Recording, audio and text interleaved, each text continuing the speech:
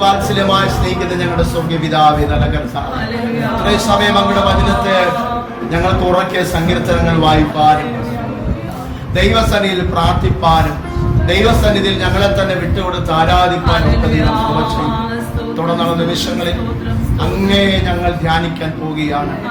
അങ്ങയുടെ വചനമാകുന്ന അങ്ങേ ഞങ്ങൾ തുറക്കുമ്പോൾ നമ്മുടെ ജീവിതങ്ങൾക്ക് എല്ലാവരും മാറ്റം വരുത്തണം. ഇന്ന് പകൽക്കാലം അങ്ങയുടെ ആത്മാവിലൂടെ അങ്ങ് ഇതിനകത്ത് ചെയ്യുവാൻ ആഗ്രഹിക്കുന്നത് അങ്ങ് ചെയ്യണമേ എന്നോടത്തോടെ പ്രാർത്ഥിക്കുന്നു. വചനത്തിന് ബന്ധനമില്ലല്ലോ കർത്താവേ, വചനത്തിന് എവിടെയും കയറി ചെല്ലുവാൻ സാധിക്കും. ഇന്ന് പകലിൽ ഞങ്ങൾക്ക് ആത്മിക ചൈതന്യത്തെ ബലത്തെ പകരാൻ പോകുന്നതിനായി സ്തോത്രം ചെയ്യുന്നു. അവിടുത്തെ കരങ്ങളിലേക്ക് മുറ്റും താഴ്ത്തി ഏൽപ്പിക്കുന്നു. പ്രാർത്ഥന കരുതിനായി സ്തോത്രം യേശു ക്രിസ്തുവിന്റെ നാമത്തിൽ തന്നെ. എല്ലാവർക്കും ദൈവത്തിരിക്കാം. വലിയവനായ ദൈവത്തിന്റെ അതിപരിശുദ്ധമായ നാമം ഇന്ന് പകലിൽ വാഴ്ത്തപ്പെടുമാറാകട്ടെ. ഒരുമിച്ച് കടന്നു വരുവാൻ ദൈവത്തെ ആരാധിക്കാനൊക്കെ സർവശക്തനായ ദൈവം ഒരുക്കുന്ന മുഖാന്തരത്തിനായ ദൈവത്തിന് നന്ദിയോടെ സ്തോത്രം ചെയ്യും. എല്ലാവരും ദൈവത്തിന് സ്തോത്രം ചെയ്താട്ടെ. വരും ദിവസങ്ങളിലൊക്കെ നമുക്ക് തിരുവചനങ്ങളെ കുറച്ചുകൂടെ ആഴമായി ധ്യാനിപ്പാൻ കർത്താവ് ഇടവരുത്തുമെന്ന് ഞാൻ വിശ്വസിക്കുന്നു. കർത്താവ് തന്നിട്ടുള്ള ചില വചന വെളിപ്പാടുകൾ വരും ദിവസങ്ങൾ നിങ്ങളുമായി പങ്കുവെക്കുവാൻ ആഗ്രഹിക്കുന്നു. നമ്മളെല്ലാവരും കടന്നു വരികയും പ്രാർത്ഥനയോടെ പങ്കുചേരുകയും ചെയ്യണമെന്ന് ദൈവനാമത്തിൽ ഓർപ്പിക്കുക. സന്തോഷമുള്ളവരെല്ലാം സ്തോത്രം ചെയ്യാം. സ്തോത്രം. ബൈബിളിൽ പറയുന്നൊരു വാക്കുണ്ട്, അപ്പത്തിനായുള്ള വിശപ്പല്ല, വെള്ളത്തിനായുള്ള ദാഹവുമല്ല, എൻ്റെ കേൾക്കാനുള്ള ദാഹത്തെ ഞാൻ അയക്കുമെന്ന് പറയുന്നു. ആ ഒരു വിശപ്പ് ദൈവം അയക്കുന്നുണ്ട്, അയച്ചുകൊണ്ടിരിക്കുക. സ്തോത്രം. നമ്മുടെ ഇടയിൽ അത് വന്നുകൊണ്ടിരിക്കുന്ന ഞാൻ സ്തോത്രം. ദിവസങ്ങൾ വചനം ധ്യാനിക്കുന്നവർ എത്ര പേരുണ്ട്? സത്യമായി പറയാമോ? വചനം ധ്യാനിക്കുന്നു പറഞ്ഞിട്ടുണ്ട്. ഒരു പുസ്തകം മേടിക്കണം, നോട്ട്ബുക്ക് മേടിക്കണം, അതിനകത്തോട്ട് എഴുതി വെക്കണം എന്ന് പറഞ്ഞിട്ടുണ്ട്. എത്ര പേരത് ചെയ്യാറുണ്ട്? ഒരാൾ. ഒക്കെ അത് ചെയ്യുന്നില്ല. അടുത്ത ആഴ്ചയിൽ ഞാൻ വീണ്ടും ചോദിക്കും, നോട്ട്ബുക്ക് മേടിക്കണം. നോട്ട്ബുക്ക് മേടിക്കുന്നതിൽ കുറവണമെന്നില്ല, നോട്ട്ബുക്ക് കിട്ടും. കാരണം അതിനൊക്കെ തോന്നുന്നിരിക്കണം. നോട്ട്ബുക്കോ ഡയറി എന്തെങ്കിലും ഉണ്ടെങ്കിൽ അതിൽ എഴുതുക. ദൈവം തരുന്ന ആലോചന. ഞാൻ പറയട്ടെ, നിങ്ങളിത് എഴുതുന്ന സംഭവങ്ങൾ നിങ്ങൾക്കറിയത്തില്ല. വചനം ധ്യാനിക്കുമ്പോൾ പിന്നെ ഒരവസരം കിട്ടുമ്പോൾ തിരിച്ചൊന്ന് നോക്കുമ്പോൾ നിങ്ങൾക്ക് ദൈവം തന്നത് വിലപ്പെട്ടതെന്ന് ഇതൊക്കെ നിങ്ങളുടെ വേദനാ സാഹചര്യത്തിലൊക്കെ പുറകോട്ടൊന്ന് തിരിച്ചെടുത്തൊന്ന് നോക്കുമ്പോൾ ദൈവമേ അന്ന് നീ സംസാരിച്ചത് ഇപ്പോൾ എനിക്കത് ബലമായല്ലോ എന്ന് ഓർക്കാൻ ഇടയാകും. അതുകൊണ്ട് വചനം ധ്യാനിക്കണമെന്ന് ദൈവനാമത്തിൽ ഓർപ്പിക്കുക. ഓക്കെ, ഇന്ന് നമ്മൾ വ്യത്യസ്തമായ ഒരു ചിന്തയിലേക്ക് നമ്മൾ പോകുവാൻ പോവുകയാണ്. നിങ്ങളെല്ലാവരും അതിനോടൊപ്പം ആയിരിക്കണമെന്ന് ദൈവനാമത്തിൽ ഓർപ്പിക്കുന്നു. ഉൽപ്പത്തി പുസ്തകം 9-ാം അധ്യായം 13 മുതൽ 17 വരെയുള്ള വാക്യം ഒരാൾക്ക് ശബ്ദമെടുത്ത് വായിക്കാം. ഉൽപ്പത്തി പുസ്തകം 9-ാം അധ്യായം 13 മുതൽ 17 വരെയുള്ള വാക്യം ഒരാൾക്ക് ശബ്ദമെടുത്ത് വായിക്കും. ഞാൻ എന്റെ വില്ല് മേഘത്തിൽ വെക്കുന്നു, അത് ഞാനും ഭൂമിയും തമ്മിലുള്ള നിയമത്തിന് അടയാളമായിരിക്കും. ഞാൻ ഭൂമിയുടെ മീതെ മേഘം എത്തുമ്പോൾ മേഘത്തിൽ വില്ല് കാണും. അപ്പോൾ ഞാനും നിങ്ങളും സർവ്വജഡവുമായ സകല ജീവജന്തുക്കളും തമ്മിലുള്ള എന്റെ നിയമം ഞാൻ ഓർക്കും. ഇനി സകല ജഡത്തെയും നശിപ്പിപ്പാൻ വെള്ളം ഒരു പ്രളയമായി തീരുകയുമില്ല. വില്ല് മേഘത്തിന്മേൽ ഉണ്ടാകും. ദൈവവും ഭൂമിയിലെ സർവ്വജഡവുമായ സകല ജീവികളും തമ്മിൽ എന്നേക്കുമുള്ള നിയമം ഓർക്കേണ്ടതിന് ഞാൻ അതിനെ നോക്കും. ഞാൻ ഭൂമിയിലുള്ള സർവ്വജഡത്തോടും ചെയ്തിരിക്കുന്ന നിയമത്തിന് ഇത് അടയാളം എന്ന് ദൈവം നോഹയോട് അരുളിച്ചെയ്തു. സ്തോത്രം ചെയ്യാമോ? ഞാൻ ഈ ഒരു പരിഭാഷ നിങ്ങൾക്ക് വായിച്ചു കേൾപ്പിക്കാൻ ശ്രമിച്ച ദൈവം തുടർന്നു, നിങ്ങൾക്ക് ഞാൻ ഈ വാഗ്ദാനം നൽകി എന്നതിന് അടയാളമായി ഞാൻ നിങ്ങൾക്ക് ചിലത് നൽകും. ആ അടയാളം ഞാൻ നീയുമായും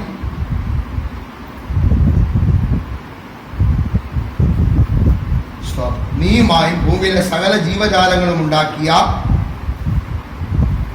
കരാറിന് സാക്ഷ്യമായിരിക്കും. ഇനിയുള്ള കാലം മുഴുവൻ ഈ കരാർ നിലനിൽക്കും. കരാർ അറിയാമോ? ഉടമ്പടി.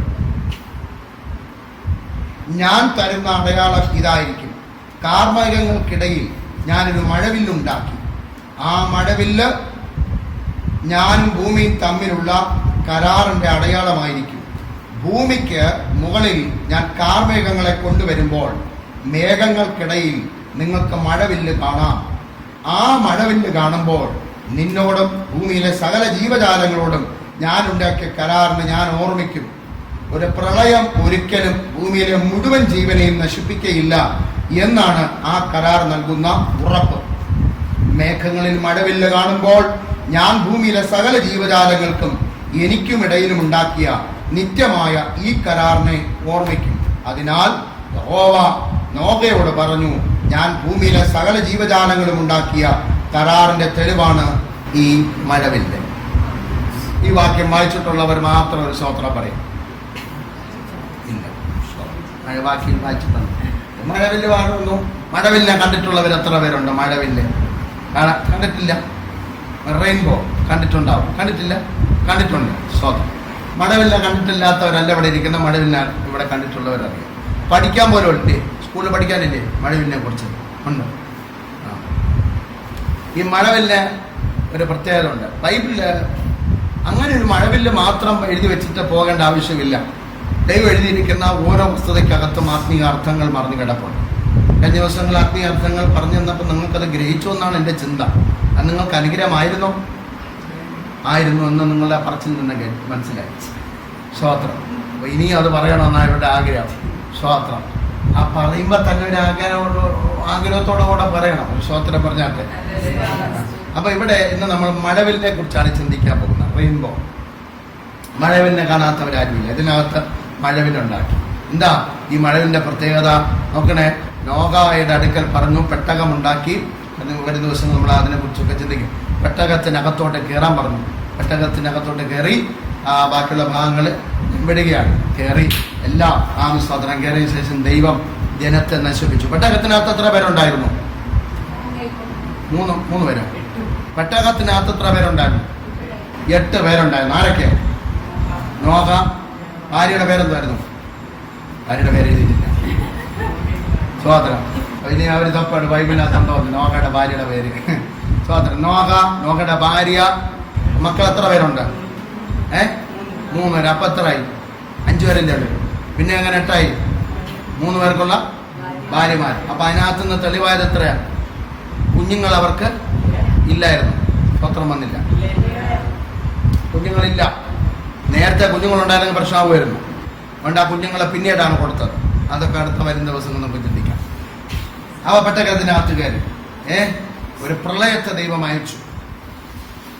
പ്രളയത്തെ ദൈവം അയച്ചതിന് ശേഷം സകല മാനവജാതിയും എന്ത് ചെയ്തു? ദൈവം നശിപ്പിച്ചു. വെള്ളപ്പൊക്കത്താൽ അയച്ച ദൈവം നശിപ്പിച്ചു. എല്ലാ മനുഷ്യരും മരിച്ചു. മൃഗജാതികൾ, ഇഴജന്തുക്കൾ, സകല പർവ്വജാതികൾ എല്ലാവരും മരിച്ചു. പർവ്വതത്തോളം വെള്ളം പൊങ്ങി എല്ലാ മനുഷ്യരും മരണപ്പെട്ടു. സ്തോത്രം ചെയ്യാമോ? എല്ലാ മനുഷ്യരും നിങ്ങൾ ഇടയ്ക്കിടയ്ക്ക് സ്വോത്രം പറഞ്ഞുകൊണ്ടിരിക്കണം. നിങ്ങളെ എനിക്ക് കാണാൻ പറ്റത്തുള്ളൂ. നിങ്ങൾ എങ്ങനെ ഇരിക്കുന്നു, നിങ്ങളുടെ അവസ്ഥ എന്താണെന്നുള്ളതല്ലേ എനിക്ക് നല്ല വ്യക്തമായി കാണാൻ സാധിക്കും. നിങ്ങൾ ഇടയ്ക്കിടയ്ക്ക് സ്വോത്രം പറഞ്ഞുകൊണ്ടിരിക്കണം. സ്വോത്രം കേട്ടാ. അപ്പം എല്ലാ മനുഷ്യരും മരിച്ചു. പ്രളയം പർവ്വതത്തോളം ഉയർന്നു വന്നു. എല്ലാവരും മരിച്ചു. മൃഗജാതികൾ, ഇഴജന്തുക്കളും പർവ്വതജാതികളും മത്സ്യങ്ങളും എല്ലാം ചത്തൊടുങ്ങി. സ്തോത്രം. അവസാനം ബോട്ടിലുണ്ടായിരുന്നവരെ മാത്രം എന്ത് ചെയ്തു? രക്ഷപ്പെട്ട് പുറത്തു വന്നു. പുറത്തു വന്നപ്പോൾ നോഹ ആദ്യമായിട്ടൊരു സംഭവം ചെയ്തു.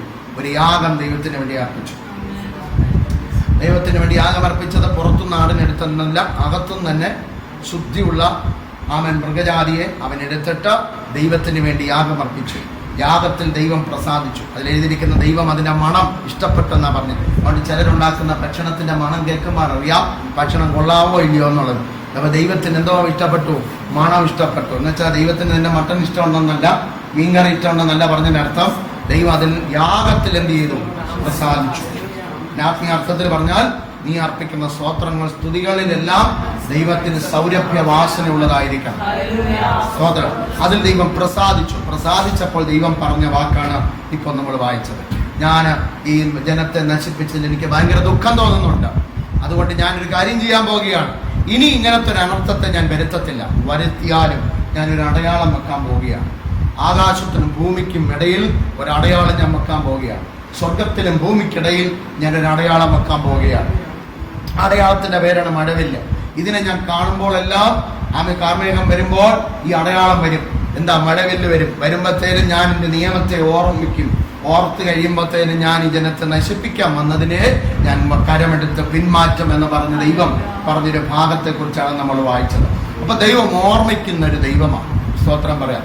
ദൈവം എന്താണ്? ഓർമ്മിക്കുന്ന ഒരു ദൈവമാണ്. നമ്മൾ പ്രാർത്ഥിച്ച പ്രാർത്ഥനകൾക്കെല്ലാം ദൈവം ഓർമ്മയുടെ പുസ്തകത്തിൽ എഴുതി വെച്ചിട്ടുണ്ട്. നമ്മൾ യാചിക്കുന്ന സകലതനും ദൈവം ഓർമ്മയുടെ പുസ്തകത്തിൽ എഴുതി വെച്ചിട്ടുണ്ട്. ദൈവം ഓർമ്മിക്കുന്ന ദൈവമാണ്. ദൈവം ഓർത്തിട്ട് ആദരിക്കുന്ന ദൈവമാണ്.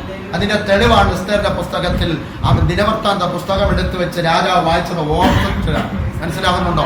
ഓർത്തിട്ട് അതൊരു നിഴലായി നിൽക്കുന്ന സംഭവമാണ്. അപ്പൊ ദൈവം ഓർക്കുന്ന ദൈവമാണ്. അതുകൊണ്ട് ഇന്ന് രാവിലെ കാലം ഇവിടെ ഇരിക്കുന്നവരെല്ലാവർക്കും പ്രത്യാശിക്കാൻ വകയുണ്ട്. നമ്മൾ ആരാധിക്കുന്ന സേവിക്കുന്ന ദൈവം നമ്മളെ ഓർക്കുന്ന ദൈവമാണ്. നമ്മളെ ഓർത്താദരിക്കുന്ന ദൈവം. അതുകൊണ്ട് ചെയ്യുമ്പോഴെല്ലാം ഭംഗിയോടെ, ചിട്ടയോടെ, ശുഷ്കാന്തിയോടെ, തേജസ്സോടെ നമ്മൾ ചെയ്യണമെന്ന് ദൈവം ആഗ്രഹിക്കുന്നുണ്ട്. സന്തോഷത്തോടെ എന്ത് ചെയ്താലും എന്ത് ചെയ്യണം? സന്തോഷത്തോടെ ചെയ്യണം. അത് ഏത് കാര്യത്തിലും അങ്ങനെ തന്നെയാണ്. സന്തോഷത്തോടെ ചെയ്യണമെന്ന് ദൈവം ആഗ്രഹിക്കുന്നു. അപ്പൊ ഓർത്തിട്ട് ദൈവം അവിടുത്തെ മക്കളെ അനുഗ്രഹിക്കുന്ന ഒരു ഭാഗത്തെ കുറിച്ചാണ് പറഞ്ഞിരിക്കുന്നത്. പക്ഷേ എന്റെ ചിന്തയിൽ ഇങ്ങനെ ചില ഉടക്കി ചിന്തകൾ വരുന്നത് കൊണ്ട് ഞാൻ ആ ഭാഗത്ത് ഒന്നുകൂടെ ധ്യാനിക്കാൻ മനസ്സ് വെച്ചു. അപ്പോഴാണ് എനിക്ക് അതിനകത്ത് കർത്താവായ യേശു ക്രിസ്തുവിനെ കാണുവാനിടയായി. കർത്താവായ യേശു ക്രിസ്തുവിനെയും പരിശുദ്ധാത്മാവിനെയും കാണുവാനിടയായി. കേൾക്കുവാൻ താല്പര്യമുണ്ടോ? അവൻ ഇന്ന പകൽക്കാലം അതിനെക്കുറിച്ചാണ് നമ്മൾ വിശദീകരിക്കാൻ പോകുന്നത്.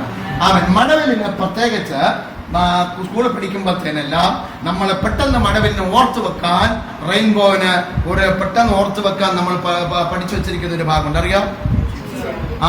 വിബ്ജിയോർ. അറിയാം വിബ്ജിയോർ എന്ന് പറഞ്ഞ വിബ്ജിയോർ എന്ന് പറഞ്ഞാൽ അറിഞ്ഞൂടെങ്കിലും കുഴപ്പമില്ല, കേട്ടോണ്ടിരുന്നാൽ മതി. വിബ്ജിയോർ എന്ന് പറഞ്ഞാൽ ആ കളറിന്റെ ഒരു VIBGYOR എന്നാണ് അത് കൊടുത്തിരിക്കുന്നത്. അത് പെട്ടെന്ന് ഒന്ന് ഓർത്ത് വെക്കാൻ വേണ്ടിയിട്ടാണ്. ഓരോ അക്ഷരങ്ങൾക്കും അതിൻ്റെതായ നിറത്തിന്റെ അടയാളമാണ് കൊടുത്തിരിക്കുന്നത്. വി ഇതിനെ സൂചിപ്പിക്കുന്നു വയലറ്റ്. ഇനി അടുത്ത് പറ. ഇൻഡിഗോ. ഇൻഡിഗ കാറല്ല, ഇൻഡിഗോ. അടുത്ത് ബ്ലൂ. അടുത്ത് ഗ്രീൻ, യെല്ലോ, ഓറഞ്ച്, റെഡ്. അത്രയേ ഉള്ളൂ. അപ്പം വയലറ്റ് എന്ത് മലയാളത്തിൽ എന്താ പറയുന്നത്? വയലറ്റ് തന്നെ. ഇൻഡിഗോയ്ക്ക് എന്താ പറയും? ഒരുമാതിരി പർപ്പിൾ പോലെ. അപ്പൊ ഇനിയിപ്പം മനസ്സിലായല്ലോ, ഒരുമാതിരി പർപ്പിൾ പോലെ. പർപ്പിൾ എന്ന് പറഞ്ഞാൽ ഇനിയിപ്പം ഞാൻ എന്തോലെ കാണിക്കും. അതിൻ്റെ ഈ പായ കിടക്കുന്ന ഈ കളർ പോലെ ഇരിക്കും. സ്വത്രം അതുപോലെ ഇരിക്കും. Violet colour. അടുത്ത് ബ്ലൂ, നീല. അടുത്ത് പച്ച, യെല്ലോ, മഞ്ഞ, ഓറഞ്ച്, ചുവപ്പ്. അല്ല, നമ്മൾ പഠിച്ച കളറിനകത്ത് ഇത്ര കളറേ ഉള്ളൂ. നമ്മൾ പഠിച്ച കളറിനകത്ത് ഇത്ര കളറേ ഉള്ളൂ. ഇല്ല, വെള്ളയുണ്ട്, കറുപ്പുണ്ട്, പിങ്കുണ്ട്, മജന്തയുണ്ട്, കാപ്പിപ്പൊടി കളറുണ്ട്, എന്താ ആ കളർ സോളറാ ബ്രൗൺ ഉണ്ട്, അതെന്നെ കാപ്പിപ്പൊടിയെന്ന് പറഞ്ഞു. അപ്പൊ ഞാൻ ചോദിക്കട്ടെ, അപ്പൊ ഇത്രയോ കളറുകൾ പുറത്തു കിടപ്പുണ്ട്. അപ്പൊ ദൈവം ഈ മഴവില്ലിന് മാത്രമല്ല ഈ കളർ കൊടുത്തത്. ഇല്ല, ദൈവം മഴവില്ലിന് മാത്രം ഈ കളർ വിശേഷപ്പെട്ട ആ ഒരു കളർ കൊടുത്തെന്തിനാ? ഇനി നിങ്ങൾ വേറെ ഏതെങ്കിലും കളറിലുള്ള മഴവില്ലിനെ കണ്ടിട്ടുണ്ടോ? ഇല്ല, ഈ കളറേ വരത്തുള്ളൂ. ദൈവം വെച്ചിരിക്കുന്ന മഴവില്ലിന് ആ കളറേ ഉള്ളൂ. അപ്പൊ എന്തിനാ ദൈവം ആ കളർ കൊടുത്തത്? വേറെ എത്രയോ കളറുകൾ കിടപ്പുണ്ട്, ആ കളർ കൊടുക്കാതെ ഈ കളർ എന്തിനാ കൊടുത്തത്? അപ്പൊ ആ കളറിനകത്ത് എന്തോ മർമ്മം കിടപ്പുണ്ടല്ലോ. ഉണ്ട്, ദൈവം വെറുതെ അല്ല നിറം കൊടുത്തിരിക്കുന്നത്. വേദപുസ്തകത്തിനകത്ത് നിറത്തിന് ഓരോന്നിനും അർത്ഥമുണ്ടെന്നാ പറഞ്ഞിരിക്കുന്നത്. മനസ്സിലാകുന്നുണ്ടോ? വേദപുസ്തകത്തിനകത്തുള്ള നിറത്തിന് എല്ലാത്തിനും എന്തുണ്ട്? അർത്ഥങ്ങളുണ്ട്. സ്തോത്രം. അപ്പൊ ഓരോന്നിനും ഓരോ അർത്ഥങ്ങൾ കൊടുത്തിട്ടുണ്ട്. ഇതിനകത്തും ചില അർത്ഥങ്ങളുണ്ട്. സ്തോത്രം. അപ്പം ഞാൻ വേറൊരു ദിവസം കൂടെ ഞങ്ങൾ ചങ്ങനാശ്ശേരിയിൽ നിന്ന് ഇങ്ങനെ വണ്ടിയിൽ കാറിൽ വന്നുകൊണ്ടിരിക്കുന്ന സമയത്ത് മഴപ്പരുവായപ്പോൾ ഒരു 4 മണി സമയത്ത് അനുഗ്രഹിക്കപ്പെട്ട നല്ല രസമുള്ളൊരു മഴവില്ലിനെ ഞാൻ കണ്ടു. കുറേ ദൂരം വരെ ഞങ്ങളത് റെക്കോർഡ് ചെയ്തെടുത്തു. ഇതിനകത്തുണ്ടോ എന്ന് എനിക്ക് ഓർമ്മയില്ല. മഴവില്ലിനെ കണ്ടു, ഭയങ്കര രസമായിട്ടുള്ള മഴവില്ല്. അപ്പൊ ഞാൻ പെട്ടെന്ന് ആ വചനത്തെ ഓർത്തു. എത്ര സത്യമാണ് ദൈവം ആ നിയമത്തെ ഓർത്തത്. സ്തോത്രം. അതില്ലായിരുന്നെങ്കിൽ കേരളം കഴിഞ്ഞ 2018 ഒരു പൊക്കം 18 തീരുമായിരുന്നു. കാരണം ഈ മഴവില്ലിനെ കണ്ടപ്പോൾ ദൈവം എന്ത് ചെയ്തു? നിയമത്തെ ഓർത്തു. ദേശത്തിലെ ലോകത്തിലെല്ലായിടത്തും ഇത് തന്നെയാണ്. ഇപ്പോഴും ഈ കൊറോണയും വരാനും ഇതിനകത്തും ദൈവം ചിലതിനൊക്കെ കാണുന്നത് കൊണ്ടാണ് ദൈവം അത് മൊത്തത്തിൽ നശിപ്പിക്കാതെ വെച്ചിരിക്കുന്നത്. ഞാൻ എപ്പോഴും ഓർക്കും, ദൈവമേ, ഈ കള്ളപ്പിശാച് ഇവിടെ കിടന്ന് ഇറങ്ങി നടക്കുന്ന സമയം കൊണ്ട് ദൈവത്തിന് ഒറ്റയടിക്ക് അന്നേ ക്രൂശിൽ മരിച്ച് അങ്ങ് പോയപ്പോൾ ഇവനെയും കൂടെ അങ്ങ് തട്ടിയച്ച് പോയിരുന്നെങ്കിൽ ഒരു കുഴപ്പമില്ലായിരുന്നല്ലോ. പിന്നെ എന്തിനാ ഇവനെയും കൂടെ ഇട്ടിരിക്കുന്നത്? സ്തോത്രം. ഇതിനെല്ലാത്തിനും ഒരു സമയം ദൈവം വെച്ചിട്ടുണ്ട്. അതുകൊണ്ടാണ് ഭൂതം ഇറങ്ങിയ മനുഷ്യൻ ദൈവത്തോട് യേശുവിനോട് ചോദിച്ചത്, സമയത്തിന് മുമ്പേ എന്നെ ദണ്ഡിപ്പിക്കാൻ. അപ്പൊ അതിനർത്ഥം എന്താ? ഇവർ രണ്ടുപേരും ഒരു അണ്ടർസ്റ്റാൻഡിങ് ഉണ്ടെന്നല്ലേ എൻ്റെ അർത്ഥം. നിങ്ങൾ കൂടെ ഇരിക്കണം, ഇല്ലേ? ഇവർ തമ്മിൽ എന്തോ ഒരു അണ്ടർസ്റ്റാൻഡിങ് ഉണ്ട്. നീ എന്നെ സമയത്തിന് മുമ്പേ ദണ്ഡിപ്പിക്കാൻ വന്നിരിക്കുന്നെന്ന് ചോദിച്ചു കഴിഞ്ഞാൽ, കൃപയിൽ ആ ഭാഗ്യത്തിന് അന്ന് യുവമാർക്ക് ബാക്കിയുള്ള 12 ശിഷ്യന്മാർക്കും വലിയ ജ്ഞാനമില്ലാത്തതിനായി സ്തോത്രം. അമ്മമാർക്ക് ഭയങ്കര ജ്ഞാനം അന്നും ഉണ്ടായിരുന്നെങ്കിൽ, ആഹാ, നിങ്ങൾ തമ്മിൽ ഒരു കളിയാണല്ലേ, ചുമ്മാ അല്ല. നേരത്തെ അവിടെ വെച്ചൊരു ഭൂതത്തിളക്കിയ പൗമാർ പറഞ്ഞു, നീ ബെൽസബൂലിനെ കൊണ്ട് പുറത്താക്കുന്നു. ഇപ്പൊ മനസ്സിലായി നിങ്ങൾ രണ്ടുപേരും ഒന്നാണെന്ന്. ഭാഗ്യത്തിന് കൃപയില്ലാതെ ഇരുന്നതിനായി സ്തോത്രം. ചില സാഹചര്യത്തിൽ ചില കൃപകൾ ഇല്ലാത്തതിനായി സ്തോത്രം. കൃപ കൂടിയാലും കുഴപ്പമാണ്, കൃപ കുറഞ്ഞാലും കുഴപ്പമാണ്. ഇത് കൃപ അന്നില്ല, അന്നേരം ഇല്ലായിരുന്നു. അപ്പൊ ഇവിടെ എന്താ പറഞ്ഞ? സമയത്തിന് മുമ്പേ എന്നെ ദണ്ഡിപ്പിക്കാൻ വന്നിരിക്കുന്നു. അപ്പൊ നേരത്തെ പറയാതെ വരാൻ പറ്റുമോ? ഇല്ല. ഇപ്പൊ ഇവര് തമ്മിൽ ഒരു അണ്ടർസ്റ്റാൻഡിങ് ഉണ്ട്. ഒരു കാര്യം ഓർത്തോണം, ദൈവം പിശാച് ആകുന്നതിന് മുമ്പ് ലൂസിഫറിനെ സൃഷ്ടിച്ചതാണ്. ദൈവം ചിലത് അവന്റെ കരത്തിലും കൊടുത്തിട്ടുണ്ട്. മനസ്സിലാകുന്നുണ്ടോ? ഇനി ഒരു മർമ്മം ഞാൻ പറഞ്ഞുതരാം, കേട്ടോളാം. വാഴ്ചകളെയും അധികാരികളെയും ആയുധവർഗം വെപ്പിച്ച് സ്വർഗത്തിൽ സകല അധികാരങ്ങൾക്കും ഏത് കർത്താവ് യേശു ക്രിസ്തു ഉയർത്തെഴുന്നേറ്റു. നമുക്ക് എന്തിന്റെ മേൽ അധികാരം തന്നു? പാമ്പുകളെയും തേളുകളെയും ശത്രുവിന്റെ സകല ബലത്തെയും ചവിട്ടുവാനുള്ള അധികാരത്തെ തന്നു. ഒരു സ്തോത്രം പറഞ്ഞാൽ ഉൽപ്പത്തി പുസ്തകം 1-ാം അധ്യായം കഴിഞ്ഞ് 2-ാം അധ്യായത്തിലൂടെ കടന്നു വരുന്ന സമയത്ത് ദൈവം ആദത്തിനൊരു അധികാരം കൊടുത്തു. എന്താ അധികാരം? ഭൂമിയുടെ സകല ജനാചരങ്ങളുടെ മേലും എല്ലാത്തിനും ഭൂമിയുടെ സകല ജനാചരങ്ങളുടെ മേലും ആകാശത്തിലെ പറവകളുടെ മേലും സസ്യാദികളുടെ മേലും സകലത്തിന് മേലും എന്ത് ചെയ്യാനാവാ കൊടുത്തിരിക്കുന്നത്? വാഴുവാനുള്ള അധികാരത്തെ കൊടുത്തു. കൃപയാൽ അന്ന് ഹവ്വ അമ്മച്ചിയില്ലായിരുന്നു. സ്തോത്രം വന്നില്ല, ഇല്ലായിരുന്നു, സത്യത്തിലില്ലായിരുന്നു. അധികാരം കൊടുത്തപ്പോൾ ആരില്ലായിരുന്നു. അതാണ് കൺഫ്യൂഷൻ വരുന്നത്. ദൈവം നമ്മോടൊന്ന് സംസാരിക്കുമ്പോൾ ഭാര്യ വേറെ ഒന്ന്, അത് തന്നെ. നമ്മോടൊന്ന് സംസാരിക്കും, ഭാര്യയോട് വേറെ ഒന്ന് സംസാരിക്കും. ഭാര്യ അതിനെ വേറെ ആയിട്ട് എടുക്കും. ഭാര്യയോട് ദൈവം ഒന്ന് സംസാരിക്കും, ഭർത്താവ് അത് വേറെ ആയിട്ട്. നിങ്ങളിവിടെ ആരുമില്ല. സ്തോത്രം ചെയ്തോട്ടെ. അപ്പൊ ദൈവം ആദത്തോട് പറഞ്ഞു, സകലത്തിന് മേൽ ഞാൻ ആഴുവാൻ. നിങ്ങൾ ആ വാക്യം വായിച്ചിട്ടുണ്ടോ? ധ്യാനിച്ചിട്ടില്ലെന്ന് ഇപ്പൊ എനിക്ക് മനസ്സിലായി. വാഴുവാനുള്ള അധികാരത്തെ കൊടുത്തു. ചോദിക്കണം, അന്ന് സാത്താൻ അവിടെ ഉണ്ടായിരുന്നോ?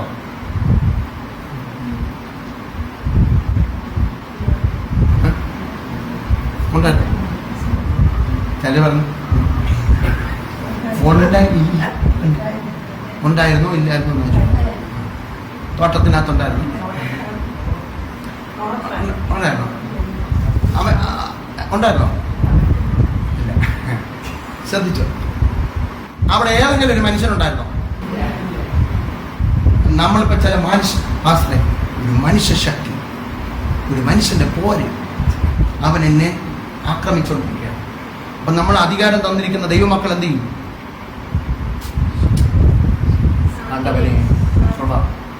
ഞാൻ ഇപ്പൊ ഒരു ഉദാഹരണം പറയാണ്. ഉദാഹരണമാണ്, അപ്പൊ മനുബ്രദറാണ് എനിക്ക് വിരുദ്ധമായിട്ട് നിൽക്കുന്ന മനുഷ്യൻ എന്നിരിക്കട്ടെ.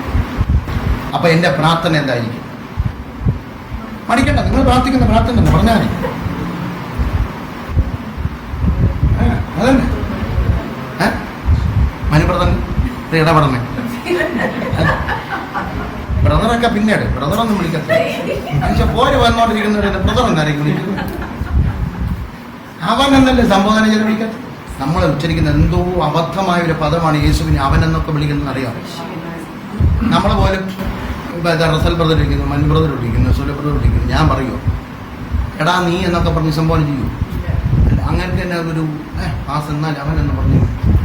നമ്മൾ എത്ര ദിവസമാണ് അവൻ നിന്റെ യേശുവിനെ കയറി അവനും ഇവനും എന്നു വിളി. അവനത് നമ്മുടെ തറവാട്ട് സ്വത്തം അല്ലെ? അവനെ കയറി അവനെ ഇവനും എന്നൊക്കെ വിളിക്കുമ്പോൾ തന്നെ നമുക്കൊരു ലജ്ജ ഉണ്ടാകണം അകത്ത്.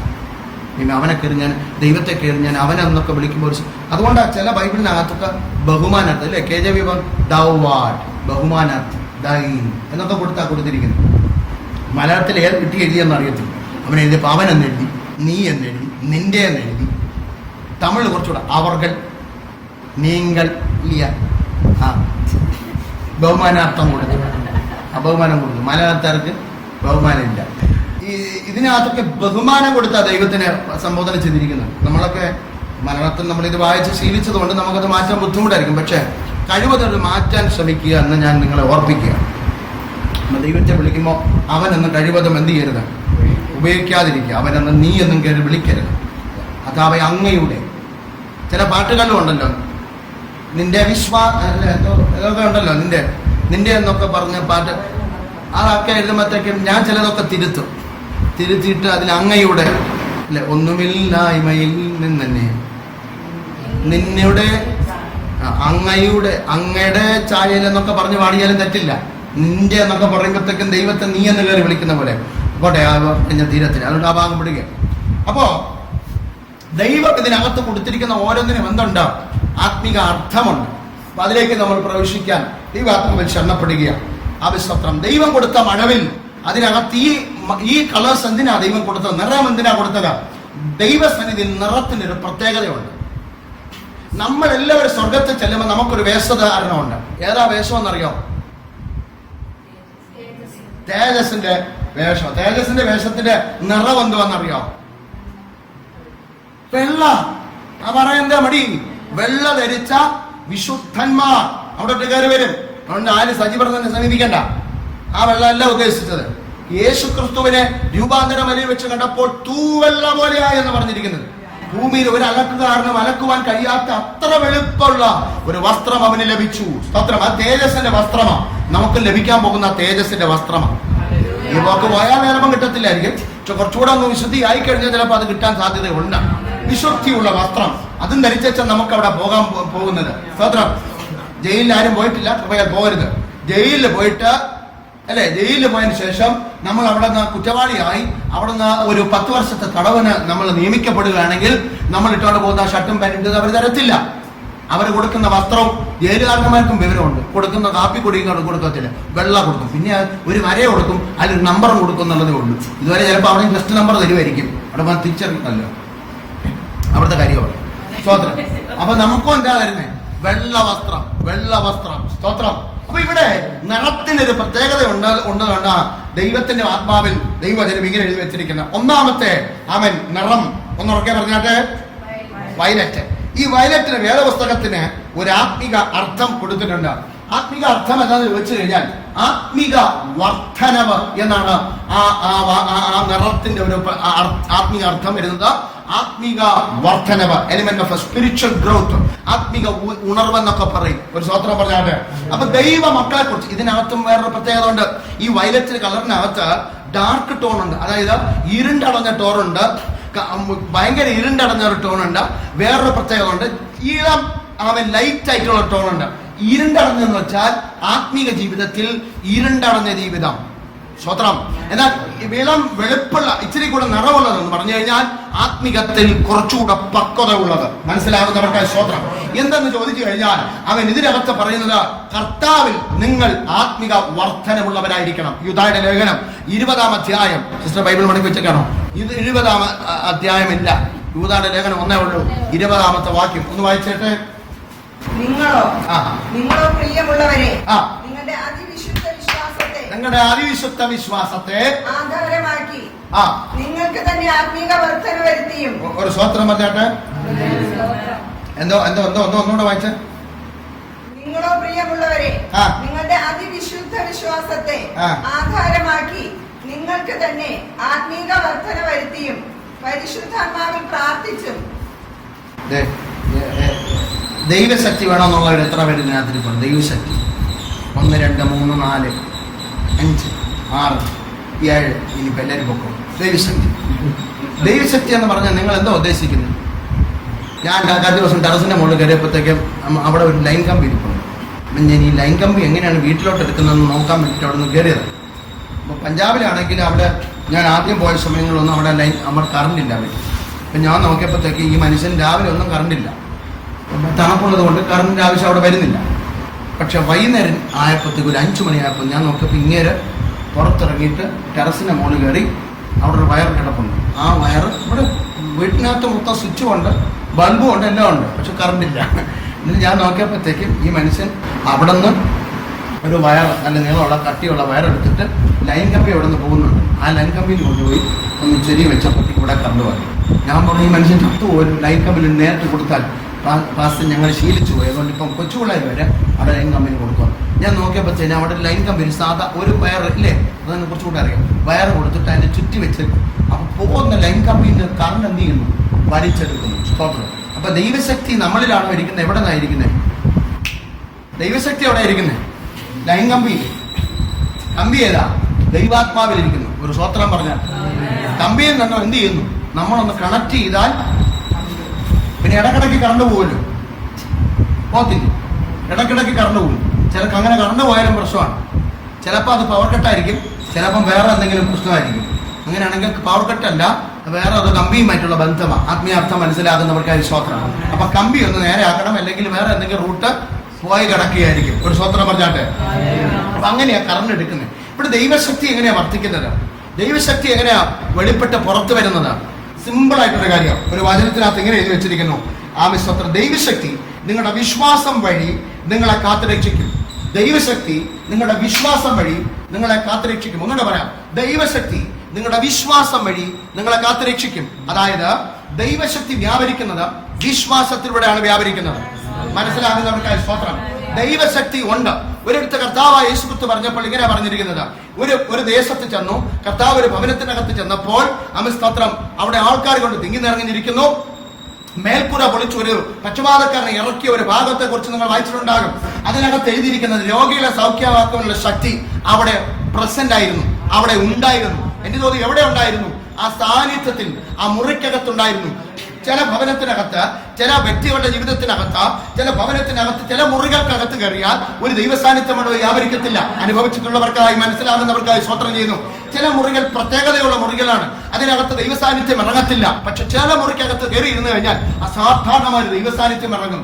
അവൻ ചിലയിടത്തൊക്കെ പോയി, എന്തിനാ നിങ്ങൾ ഇവിടെ ഞായറാഴ്ച ഇവിടെ വന്നിരിക്കുന്നത്? ദൈവസാന്നിധ്യം ഇറങ്ങുന്നത് കൊണ്ടല്ലേ, ദൈവസാന്നിധ്യത്തിനെ അനുഭവിക്കാനല്ലേ വന്നിരിക്കുന്നത്. അപ്പൊ ചിലയിടങ്ങളിൽ ചെന്നിരുന്നെങ്കിൽ ദൈവസാന്നിധ്യം അനുഭവിക്കുവാൻ ഇടയാകും. അപ്പൊ ദൈവസാന്നിധ്യം ഇറങ്ങി വരുന്ന ഒരു പ്രത്യേകത ഉള്ള സ്ഥലങ്ങളുണ്ട്. അങ്ങനെയാണെങ്കിൽ ഒരു കാര്യം മനസ്സിലാക്കിക്കൊള്ളാം, ഇതിനകത്തും ദൈവസാന്നിധ്യം എപ്പോഴും തങ്ങി നിൽക്കണമെന്ന ദൈവം ആഗ്രഹിക്കുന്നത്. ചേർന്ന് ദൈവത്തിന് സ്തോത്രം ചെയ്യാം. അതുകൊണ്ട് സ്തോത്രം, ഈ ദിവസങ്ങളിൽ ദൈവ സാന്നിധ്യം ഇല്ലാത്ത ഇടത്ത് നിങ്ങൾ ദൈവ സാന്നിധ്യത്തെ വരുത്തുന്നവരായി മാറണം. മനസ്സിലാകുന്നുണ്ടോ എന്ന് പറഞ്ഞാൽ, നിങ്ങൾക്ക് പ്രാർത്ഥിക്കാൻ കഴിയാത്ത മുറികളുണ്ടെങ്കിൽ ആ മുറിക്കകത്ത് ഇരുന്നാലേ പ്രാർത്ഥിക്കണം. അവിടെ ദൈവ സാന്നിധ്യം ഇറങ്ങിയേ മതി അകത്തുള്ളൂ. അങ്ങനെ ഒരു ഭവനത്തിനകത്ത് ഒരു മുറി ഇരുട്ടടഞ്ഞതും ഒരു മുറി തേജസ്സുള്ളതും ആകാൻ പാടില്ല. എല്ലായിടത്തും ദൈവ തേജസ് വെളിപ്പെടണമെന്ന ദൈവത്തിന്റെ ആഗ്രഹം. അങ്ങനെ ഇന്ന് പകൽക്കാലം പരിശുദ്ധാത്മാവ് പറയുന്നു, ഏതൊക്കെയോ ഭവനത്തിനകത്ത്, ഏതൊക്കെയോ വ്യക്തിപരങ്ങളുടെ അകത്തലകളിൽ, ഏതൊക്കെയോ മുറിക്കകത്ത് മാത്രം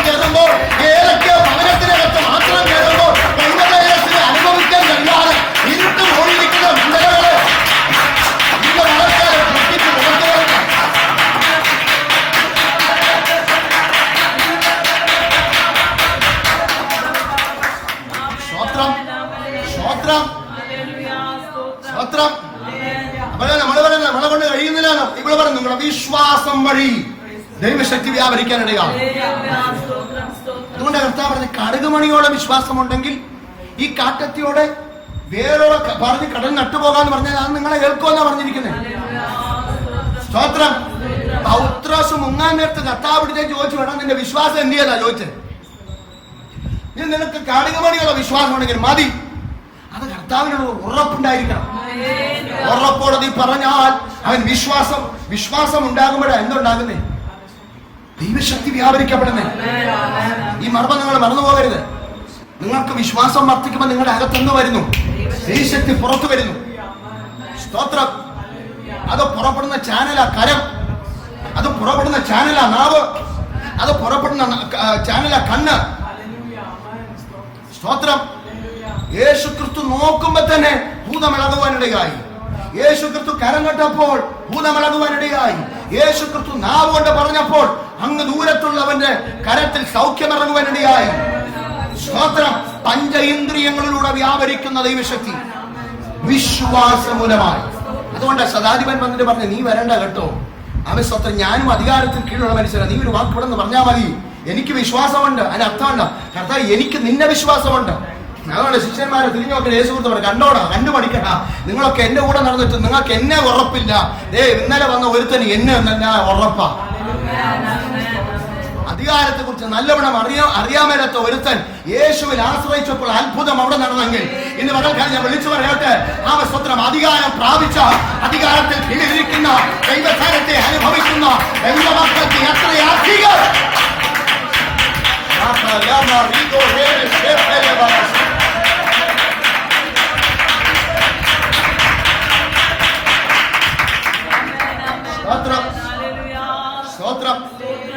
വിശ്വാസം വഴിയാണ് എന്ത് ചെയ്യുന്നത്? ദൈവശക്തി വ്യാപിക്കുന്നത്. Practice. Put your faith in practice എന്ന് പറഞ്ഞു. നിങ്ങളുടെ വിശ്വാസത്തെ പ്രാക്ടീസ് ചെയ്യണം, പ്രാവർത്തികമാക്കണം. അവിടെ ഞാൻ ചിലപ്പോഴൊക്കെ പറയുന്നത് ഒന്നും നടക്കുന്നില്ല, ആര് കരം തൊട്ട് പറ. ഏലിയ വന്നപ്പോഴത്തേക്കും ഏലിയ വന്നപ്പോഴത്തേക്കും വിധവയായ സ്ത്രീ ഏതാ? സാറഫാത്തിലെ വിധവ. അവളൊക്കെ പറഞ്ഞു എനിക്ക് അപ്പമൊന്നുമില്ല, ഇവിടെ കുറച്ച് ഇച്ചിരി മാവ് എനിക്കുള്ളൂ, നീ പോയി എടുത്തിട്ട് വാ. അവൾ പോകാൻ നേരത്തെ അവൾ എന്തോ പറഞ്ഞു കാണും. നമ്മളെ പോലെ പറഞ്ഞില്ല വീടം കിട്ടാൻ വന്നിരിക്കുന്നു എന്നെയും കൂടെ മുടിക്കാൻ വേണ്ടി കയറുന്നത്, അതൊന്നും പറഞ്ഞില്ല. അവൾ അനുസരിച്ചു, അവൾ വിശ്വസിച്ചു. അല്പത്തിൽ വിശ്വസ്തനായിരിക്കുന്നവനെ അധികത്തിൽ വിചാരകനാക്കുകയാണ്. മനസ്സിലാകുന്നവർക്ക് അവൾ അതിൽ കയറി പിടിച്ചു, അവൾ അതിൽ വിശ്വസിച്ചു. അവൾ വിശ്വസിച്ചു പുറപ്പെട്ടു. ആ കാലത്തിനകത്ത് അവൾ വർധനവ് കണ്ടു. ഇന്ന് പകൽക്കാലം ഞാൻ പറയട്ടെ, വിശ്വസിച്ചാൽ നീ അത്ഭുതങ്ങളെ കാണുവാനിടയാണ്. അതുകൊണ്ട് യേശുക്രിസ്തു യോഹന്നാന്റെ സുവിശേഷത്തിൽ ഇങ്ങനെ എഴുതി വെച്ചിരിക്കുന്നത്, ആമേൻ സ്തോത്രം, വിശ്വസിച്ചാൽ നീ ദൈവത്തിന്റെ മഹത്വത്തെ കാണുവാനിടയാണ്. വിശ്വാസമാണ് ഒരു ആത്മികന്റെ ചാനൽ, ഒരു ആത്മികന്റെ ഉത്തേജകം ഇരിക്കുന്ന വിശ്വാസത്തിന്റെ അകത്ത്.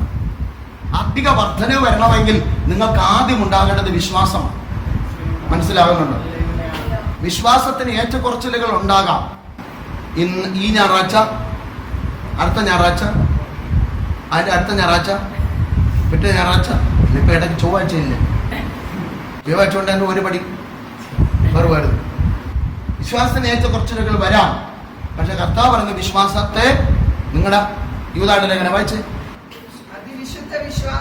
നിങ്ങളുടെ അതിവിശുദ്ധ വിശ്വാസത്തെ ആധാരമാക്കി എന്ന് പറഞ്ഞാൽ ടീച്ചർ പറ, അതിനെ അടിസ്ഥാനമാക്കി അല്ലെങ്കിൽ അതിൽ ആശ്രയിച്ചുകൊണ്ട് അതിൽ ബലപ്പെട്ടുകൊണ്ട് അതിനെ നിങ്ങളുടെ അതിവിശുദ്ധ ഈ സ്തോത്രകാഴ്ച പെട്ടി നിമിത്തം നിങ്ങൾ അതിവിശുദ്ധ വിശ്വാസത്തെ ആധാരമാക്കി നിങ്ങൾക്ക് തന്നെ ഒരു ഗ്ലോറി പറഞ്ഞാട്ടെ, സ്തോത്രം പറഞ്ഞാട്ടെ. അപ്പൊ ഞാൻ ചോദിക്കാൻ പോവാ, എങ്ങനെയാ നമുക്കൊരു ഉത്തേജനം വരുന്നത്? ഒരു ആത്മീക വർധന വരുന്നത് എങ്ങനെയാ? നിങ്ങൾ പ്രാർത്ഥിക്കുമ്പോൾ നിങ്ങൾക്ക് എങ്ങനെയാ വരുന്നത്? അല്ല, നിങ്ങളെ കൺസെപ്റ്റ് എന്താ? പറഞ്ഞു. കർത്താവ് ഇറങ്ങി വരുവോ? പറഞ്ഞു. കർത്താവ് ഇറങ്ങി വരുവോ? കർത്താവിന്റെ ആത്മാവ് ഇറങ്ങി വരുവോ? വരും. സ്തോത്രം. കർത്താവിന്റെ ആത്മാവ് ഇറങ്ങി വന്നിട്ട് എന്തോ ചെയ്യും? ശക്തി തരും. തരും. ഇപ്പൊ വായിക്കും, ഒന്നുകൂടെ വായിക്കും. വായിക്കുന്നു. നിങ്ങളുടെ അതിവിശുദ്ധ വിശ്വാസം ആരുടെ? അതല്ലേ എല്ലാവർക്കും ഒരുപോലത്തെ വിശ്വാസം ഇല്ലാത്തത്. ഒന്നിന് കുറവും ഒന്നിന് കൂടുതലുണ്ടോ? അതുകൊണ്ടാണ്. അതുകൊണ്ടല്ലേ മറ്റവന്മാരെല്ലാവരും ഒരു സ്ത്രീ വന്നിട്ട് തിരിച്ചു വന്ന് പറഞ്ഞു, നമ്മുടെ കർത്താവ് വരുന്നു, ഞാൻ കണ്ടു കേട്ടോ. പോടാ ഒരു വിശ്വാസത്തിന്റെ അളവുണ്ടോ? അപ്പൊ പത്രോസ് ഓടി, യോഹന്നാൻ ഓടി. അവർക്ക് ഭയങ്കര വിശ്വാസം ഉണ്ടായിരുന്നു. ബാക്കിയുള്ളവരെന്ത് ചെയ്തു? വീട്ടിനകത്തിരുന്നു. ഈ പത്രോസ് യോഹന്നാൻ മാറോട് ചേർന്നവൻ പോലും തിരിച്ചു വന്നിട്ട് യോഹന്നാനൊക്കെ പറയാം, നമ്മൾ കണ്ടെന്ന് പറഞ്ഞപ്പോഴും മറ്റവൻ എന്ത് വരുന്നില്ല. ഞാൻ തൊട്ട് നോക്കിയല്ലാതെ എനിക്ക് അതല്ല. ഒരു ഗ്രൂപ്പിൽ പെട്ടവരാണെങ്കിൽ അല്ല, അതന്നെ നമ്മളെല്ലാരും ഒരു ഗ്രൂപ്പിൽ പെട്ടവരെ. പക്ഷെ നമുക്ക് എല്ലാവർക്കും ഒരുപോലെയാണോ? അല്ലേ? അതുകൊണ്ടല്ലേ പറഞ്ഞു, എന്ത് പറ്റി? കാല് വേന, കുഴപ്പമില്ല, നമുക്ക് പ്രാർത്ഥിക്കാം. വേറെ ആൾ വന്നു, ഇത് വൈദ്യനെ കാണിച്ചാലേ ശരിയാക്കും. വേറെ ആൾ വന്നു, ഇത് ആശുപത്രി വൈദ്യനെ കാണിക്കുന്നത് അതൊക്കെ പണ്ടത്തെ കാലം, പെട്ടെന്ന് ആശുപത്രിയിൽ എത്തിച്ചാലേ പറ്റത്തുള്ളൂ. ഓരോരുത്തരുടെ വിശ്വാസത്തിന്റെ പോക്കണം. ഇവിടെ ഉള്ളവർക്കായി ശ്രോത്രം. ഞാൻ വയലറ്റ് മാത്രമേ തൊട്ടുള്ളൂ. ശ്രോത്രം. അപ്പം എല്ലാവർക്കും ഒരുപോലത്തെ ഇല്ല എന്ന് പറഞ്ഞ് ഒരാളുടെ വിശ്വാസത്തെ അടിച്ചമർത്താനും പറ്റത്തില്ല. അവർക്ക് വിശ്വാസം ഉണ്ടാകാൻ വേണ്ടി എന്ത് ചെയ്തോണം? പ്രാർത്ഥിച്ചോളാം. നമുക്ക് ഒരുപാട് ലിസ്റ്റ് ഉണ്ടല്ലോ. ആ കൂട്ടത്തിൽ ഇതും കൂടെ കർത്താവ് ഇന്നലെ പ്രാർത്ഥിക്കാൻ വന്ന കൂട്ടത്തിൽ മനുപ്രദന് നടുവ് കാലുവേനുണ്ടെന്ന് പറഞ്ഞു. ആ കൂട്ടത്തിൽ വേറൊരു ബ്രദർ പറഞ്ഞു ആശുപത്രി കൊണ്ടുപോകാൻ. ഞാൻ പറഞ്ഞു ആ ദൈവത്തോടെ പ്രാർത്ഥിക്കാൻ. ആ ബ്രദറിന് വിശ്വാസം കുറവായിരുന്നു. അവിടെ വെച്ച് ഞാൻ പറഞ്ഞില്ല, അങ്ങനെ എന്തെങ്കിലും പറയുമായിരുന്നു. അതുകൊണ്ട് ഞാനത് പറഞ്ഞില്ല. കർത്താവെ, അതുകൊണ്ട് ഞാൻ പറയുകയാണ്, ആ മകന് നാളെ ഞാൻ കാണുമ്പോൾ വിശ്വാസത്തെ വർദ്ധിക്കുന്ന വർത്തമാനം പറയാൻ ദൈവം കൃപ ചെയ്യണം. നിങ്ങൾ പ്രാർത്ഥിക്കൂ.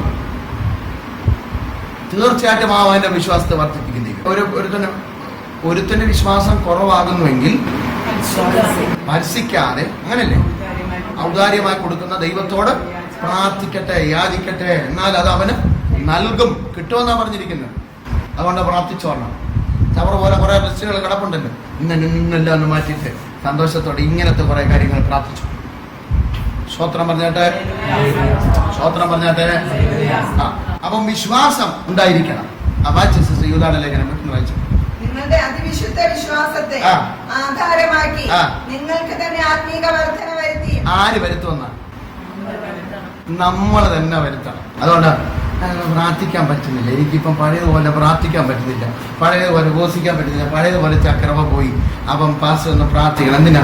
പരിശുദ്ധാത്മാവ് വീണ്ടും എൻ്റെ മേൽ കുറച്ചു മുമ്പ് പറഞ്ഞതുപോലെ നമ്മൾ പ്രാർത്ഥിക്കുമ്പോൾ പരിശുദ്ധാത്മാവ് പ്രാവെന്ന ജീവിതത്തിൽ ഇറങ്ങി വന്ന് മക്കളെ ക്ഷീണിച്ചിരിക്കണം. കുഴപ്പമില്ല, ഞാൻ ബലപ്പെട്ടില്ല. ശരി കയറുന്നുണ്ട്. ഓക്കെ സെറ്റായി. ഞാൻ ഇനി പോട്ടെ, അടുത്ത ആഴ്ച വരാം. നിങ്ങളുടെ അതിവിശുദ്ധ വിശ്വാസത്തെ നിങ്ങൾ ആധാരമാക്കി നിങ്ങൾ തന്നെ നിങ്ങൾക്ക് ആത്മിക വർധനവ് വരുത്തണമെങ്കിൽ ആത്മിക വർധനവ് എവിടെ ഇരിക്കുന്നു? നിങ്ങളുടെ അകത്ത് തന്നെ ഇരിക്കുന്നു. മനസ്സിലാവുന്നുണ്ടോ? നിങ്ങളുടെ അകത്ത് തന്നെ ഇരിപ്പുണ്ട്. അത് നിങ്ങളുടെ വിശ്വാസം വഴിയാണ് ബലപ്പെട്ട് പുറത്തു വരുന്നത്. അപ്പൊ നിങ്ങൾ പറയും എന്നെ കൊണ്ട് പറ്റുന്നില്ല പാസ്റ്റേ. ആര് പറഞ്ഞു പറ്റുന്നില്ലെന്ന്? ഒന്ന് ചാൻസ് എടുത്ത് നോക്കി നോക്ക്. നിങ്ങൾ തന്നെ ഒന്ന് ബലപ്പെട്ട് നോക്ക്. നിങ്ങൾ തന്നെ ഒന്ന് പറ, ഇല്ല പറ്റത്തില്ല, സ്തോത്രം, ഞാൻ പുറത്ത് വരിക തന്നെ ചെയ്യും. പിശാച് നിനക്ക് എന്നെ ഒതുക്കുവാൻ കഴിയത്തില്ല. സ്തോത്രം. അത് 960, 635, 50 പേർക്ക് അപ്പുറത്ത്, 500 പേർക്ക് ഇപ്പുറത്ത്. ഒന്നും കേട്ടോ. അപ്പൊ അവൾ കണക്കല്ലേ തെറ്റ്, അതിപ്പുറത്തെ എല്ലാം ശരി. അങ്ങനെ പറയുമ്പോഴത്തേക്ക് നമുക്ക് തന്നെ ഉള്ള വിശ്വാസം. അതുകൊണ്ട് ആ ദൈവത്തെ ഓർത്ത് ആദ്യം രാവിലെ എഴുന്നേറ്റ് പത്രം വായിക്കരുത്. ആദ്യം എഴുന്നേറ്റ് ബൈബിൾ വായിക്കണം. ബൈബിൾ വായിച്ചിട്ട് പത്രം വായിച്ചാൽ നമുക്ക് എന്തെങ്കിലും ഉണ്ടാകത്തില്ല. പേടിയില്ല, ഹാർട്ട് അറ്റാക്ക് ഉണ്ടാകും. സ്തോത്രം പറഞ്ഞാട്ടെ. അപ്പൊ വായിച്ചു വിട്ടോ സിസ്റ്റർ, പെട്ടെന്ന് വായിച്ചു. നിങ്ങൾക്ക് തന്നെ ആത്മീക വർധന വരുത്തിയും പരിശുദ്ധാത്മാവിൽ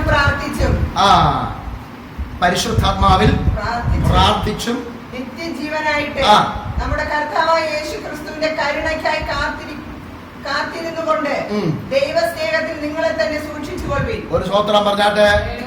എല്ലാവരും കരങ്ങൾ വെച്ച് ശക്തിയോടെ സ്തുതിച്ചാട്ടെ. അപ്പൊ ഒന്നാമത്തെ നിറത്തിന്റെ പ്രത്യേകത എന്താണ്? സ്തോത്രം. ആത്മിക വർധനവ് വരുത്തണം. ഇതാര് വരുത്തും? നമ്മൾ വരുത്തണം. ഇതെവിടെ ഇരിക്കുന്നു? ഏത് വഴിയാ അത് വരുന്നത്? ആ വിശ്വാസം കർത്താവ് തന്നിട്ടുണ്ടോ അതോ തരാൻ പോകുന്നോ? തന്നിട്ടുണ്ട്. മറക്കാത്തതിനായി സ്തോത്രം. ചേർന്ന് ദൈവത്തിന് സ്തോത്രം ചെയ്താട്ടെ. അടുത്തൊരു നിറം പറഞ്ഞാട്ടെ ഉറക്കെ. ഇൻഡിഗോ. ഇൻഡിഗോയ്ക്ക് മലയാളത്തിൽ എന്തോന്ന് അറിയത്തില്ല, പക്ഷേ ഇൻഡിഗോ എന്ന വാക്കിന് അർത്ഥം സ്തോത്രം പവർ എന്ന് പറഞ്ഞ ശക്തി. രണ്ട്, അവൻ വെൽത്ത്. സ്തോത്രം. വെൽത്ത് എന്ന് പറഞ്ഞാൽ അവൻ സാമ്പത്തിക ഉത്തേജകവും കൂടെ ഉണ്ടാവും. നിങ്ങൾക്ക് വേണ്ട സ്തോത്രം, അങ്ങനെ ഇരുന്നാൽ മതി. സ്തോത്രം പറഞ്ഞാൽ അല്ല, നിങ്ങൾ അനുഗ്രഹിക്കപ്പെട്ടാലും ഞാനും അനുഗ്രഹിക്കപ്പെടത്തുള്ളൂ. സ്തോത്രം. അതുകൊണ്ട് എൻ്റെ കടമയാണല്ലോ നിങ്ങൾ അനുഗ്രഹിക്കപ്പെടണമെന്ന് പ്രാർത്ഥിക്കാൻ. ഇപ്പോഴാണ് മനസ്സിലായത് ഇങ്ങനെ എന്തിനാണ് നമുക്ക് വേണ്ടി പ്രാർത്ഥിക്കുന്നത്, നിങ്ങൾക്കും കൂടെ കിട്ടാൻ വേണ്ടിയിട്ടാണ് ഇങ്ങനെ പ്രാർത്ഥിക്കുന്നത്. അങ്ങനെ ചിന്തിക്കരുത്. സ്തോത്രം പറഞ്ഞാട്ടെ. ഞാൻ കഴിഞ്ഞ ദിവസം എടുത്തപ്പോഴത്തേക്ക് ഒരു വാക്യം അതിനകത്തുണ്ടോ എന്ന് എനിക്ക് അറിയത്തില്ല. ഈ ബൈബിളല്ല, വേറെ ബൈബിൾ. അതിൽ പുതിയ നിയമത്തിനകത്ത് സ്പഷ്ടമായി പറഞ്ഞിരിക്കുന്ന ഒരുപാട് സംഗതികളുണ്ട്. നമുക്കൊന്ന് വായിച്ചിട്ടൊന്നും വന്നാൽ കുറച്ചുകൂടെ നല്ലതായിരിക്കും എന്ന് വിചാരിക്കുന്നു. കാരണം ചില വീടുകളിൽ ചിലപ്പോൾ ചില വിഷയങ്ങളൊക്കെ കാണുമായിരിക്കും. അതുകൊണ്ട് നമുക്കതൊന്ന് ഓടിച്ച് വായിച്ചിട്ട് നമുക്ക് തിരിച്ചു വരാം.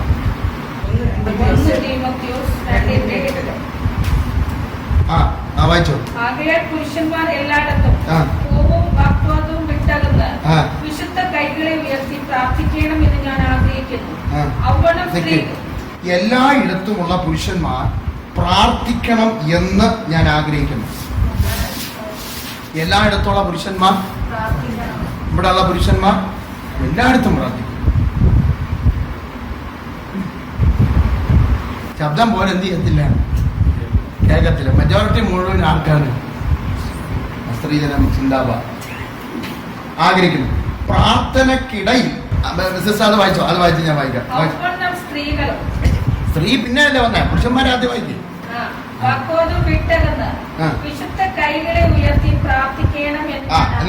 പ്രാർത്ഥനക്കിടയിൽ കരങ്ങളെ ഉയർത്തുന്ന ഈ പുരുഷന്മാർ തീർച്ചയായും വിശുദ്ധരായിരിക്കണം. അതിന് കുറച്ചുകൂടെ നല്ല പ്രാർത്ഥനക്കിടയിൽ കരങ്ങളെ ഉയർത്തുക. നമ്മൾ യേശുവിന്റെ നാമത്തിൽ ദേശത്തിന് വേണ്ടി ഞങ്ങൾ പ്രാർത്ഥിക്കുന്ന കർത്താവേ, കരങ്ങൾ ഉയർത്തുന്ന ഈ പുരുഷന്മാർ തീർച്ചയായും വിശുദ്ധരായിരിക്കണം. അവർ കോപിഷ്ഠരോ തർക്കിക്കുന്നവരോ ആകരുത്. ഒരു സ്തോത്രം പറഞ്ഞാലും മനസ്സിലായോ? യേശുവിന്റെ നാമത്തെ പ്രാർത്ഥിക്കുക എന്ന് പറഞ്ഞിട്ട് പ്രാർത്ഥന എല്ലാം കഴിയുമ്പോൾ എന്താണ് കോപിഷ്ഠരോ തർക്കമുള്ളവരോ ആകരുത്. പ്രാർത്ഥനക്കിടയിൽ എന്ത് ചെയ്യണം? കൈ വരണ്ടരുത്, കരം ഉയർത്തി പ്രാർത്ഥിക്കണം എന്നാണ് ബൈബിൾ പറയുന്നത്. ഒരു സ്തോത്രം പറഞ്ഞേക്ക. അടുത്ത വാക്യം, 9ാമത്തെ വാക്യം. സ്ത്രീകളും യോഗ്യമായ വസ്ത്രം ധരിച്ച് ലജ്ജാശീലത്തോടും സുബോധത്തോടും കൂടെ തങ്ങളെ അലങ്കരിക്കണം. പിന്നിയ തലമുടി, ഇതൊന്നും എടുക്കാൻ വന്നല്ല, ഇതൊന്നും എന്റെ വിഷയമല്ല. എന്നാലും വന്നതുകൊണ്ട് ഇങ്ങ് എടുത്തതാ. പൊന്ന്, മുത്ത്, വിലയേറിയ വസ്ത്രം എന്നിവ കൊണ്ടല്ല, ദൈവഭക്തിയെ സ്വീകരിക്കുന്ന സ്ത്രീകൾക്ക് ഉചിതമാകും വണ്ണം സൽപ്രവൃത്തികളെ കൊണ്ടത്രേ അലങ്കരിക്കേണ്ടത്. ഒരു സ്തോത്രം പറഞ്ഞാട്ടെ. അതിനെക്കാട്ടും കുറച്ചുകൂടെ നല്ല രീതിയിൽ ഇതിൽ എഴുതിയിട്ടുണ്ട്. ഇനി നിങ്ങളെ വായിപ്പിച്ച് ഞാൻ ബുദ്ധിമുട്ടിക്കില്ല, ഞാൻ തന്നെ ഇത് വായിക്കാം. ബൈബിളെല്ലാം വെച്ചിട്ട് ഇത് ശ്രദ്ധിച്ചു കേട്ടോ. സ്ത്രീകൾ തങ്ങൾക്ക് യോജിച്ച വസ്ത്രം ധരിക്കണമെന്ന് ഞാൻ ആവശ്യപ്പെടുന്നു. അപ്പൊ എന്തോ വസ്ത്രം ധരിക്കണം? കേട്ടില്ല. അന്തസ്സിനും എളിമയ്ക്കും ചേർന്ന വസ്ത്രങ്ങളാണ് സ്ത്രീകൾ ധരിക്കേണ്ടത്. എന്തിനൊക്കെ? അന്തസ്സിനും എളിമയ്ക്കും ചേർന്ന വസ്ത്രങ്ങളാണ് സ്ത്രീകൾ ധരിക്കേണ്ടത്. അവർ തങ്ങളെ തന്നെ സുന്ദരികളാക്കുവാൻ വേണ്ടി ആകർഷങ്ങളായ കേശാലങ്കാരങ്ങളോ സ്വർണമോ മുത്തോ വില കൂടിയ വസ്ത്രങ്ങളോ ഉപയോഗിക്കരുത്. അതിലങ്ങനെ എഴുതിയിട്ടില്ല. മനസ്സിലായോ? അപ്പൊ പിന്നെ അവണ്ണം ഉപയോഗിക്കാമോ? ഡിഗ്രിയൊക്കെ വന്നില്ല, ചിലപ്പോൾ ടെംപ്ടേഷൻസ് വരും. നിങ്ങൾക്കതിനുള്ള അവസരം കിട്ടി, നിങ്ങളതിട്ടു. ഇപ്പം ഇടുന്നില്ല. ഞങ്ങൾക്കതിനുള്ള ഞാൻ കണ്ടിട്ടുണ്ട് കുറേ എണ്ണം. ഞങ്ങളിട്ടാൽ എന്താ കുഴപ്പം, ഞങ്ങൾക്കിടാൻ എന്താ കുഴപ്പം, ബാക്കിയുള്ളവരിട്ടിരിക്കും. ഇവിടെ പറഞ്ഞിരിക്കുന്നത് സുന്ദരികളാക്കുവാൻ വേണ്ടി ആകർഷങ്ങളെ ആവാക്കപ്പെടുന്നു. സ്വർണമോ മുത്തോ കൂടിയ വസ്ത്രങ്ങളോ ഉപയോഗിക്കരുത്. സൽപ്രവർത്തികളിലൂടെ അവർ സ്വയം സുന്ദരികളാകട്ടെ. അപ്പൊ എങ്ങനെയാ സുന്ദരിയാകുന്നത്? സൽപ്രവർത്തി ചെയ്യുമ്പോൾ തന്നെ എന്തോന്നാകും? സൗമ്യല്ല, സുന്ദരി. സൗന്ദര്യം വരുമെന്ന്. ദൈവത്തെ ആരാധിക്കുന്നു എന്ന് പറയുന്ന സ്ത്രീകൾ ആ നിലയിൽ സുന്ദരികളാകട്ടെ. കണ്ടോ, ദൈവത്തെ ആരാധിക്കുന്ന സ്ത്രീകൾ ആ നിലയിൽ സുന്ദരികളാകട്ടെ. അവിടെ ഇനിയിപ്പോ ഈ വാക്യം കിട്ടി. ഇനി അവിടെ പോയിട്ട് ഊരടി നിന്റെ ആവണം എന്ന് പറഞ്ഞ് കുത്തരുത്. അത് ബോധ്യം വന്നിട്ട് കേട്ടോ, അത് ബോധം വന്നാല് അതൊക്കെ മാറ്റിയല്ലോ. അടുത്ത് കേട്ടോ, മൗനമായി കേട്ടിരുന്ന പൂർണ്ണമായി അനുസരിക്കാൻ തയ്യാറോടെ ഒരു സ്ത്രീ പഠിക്കട്ടെ. ഒരു പുരുഷനെ പഠിപ്പിക്കുവാൻ ഞാൻ സ്ത്രീക്ക് അനുവാദം കൊടുക്കുന്നില്ല. അടുത്തത് ഇവിടെ ഉള്ള ആരോടൊക്കെയുള്ള ദൂത, പുരുഷനെ ഭരിക്കുവാനും സ്ത്രീക്ക് അനുവാദം നൽകുന്നില്ല. പുരുഷനെ ഭരിക്കുവാനും സ്ത്രീക്ക് അനുവാദം നൽകുന്നില്ല. ചർച്ചിൽ ഭരിക്കത്തില്ല, വീട്ടിൽ നല്ലോണം ഭരണമാണ്. സ്ത്രീ ശാരീരമായി തന്നെ തുടരണം. എന്തുകൊണ്ടെന്നാൽ ആദാമിനെയാണ് ആദ്യം സൃഷ്ടിച്ചത്. ഒരു സ്വോത്രം പറഞ്ഞാട്ടെ, ഒരു സ്വോത്രം പറഞ്ഞാട്ടെ.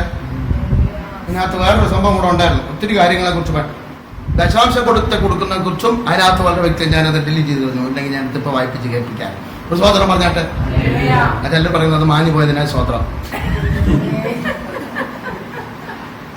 അപ്പോ ഇവിടെ ഇൻഡിഗോ എന്ന കളറിന്റെ അർത്ഥം സ്തോത്രം ആത്മിക ദൈവത്തിന്റെ ശക്തിയെ കുറിക്കുന്നു. എന്തിനെ കുറിക്കുന്നു?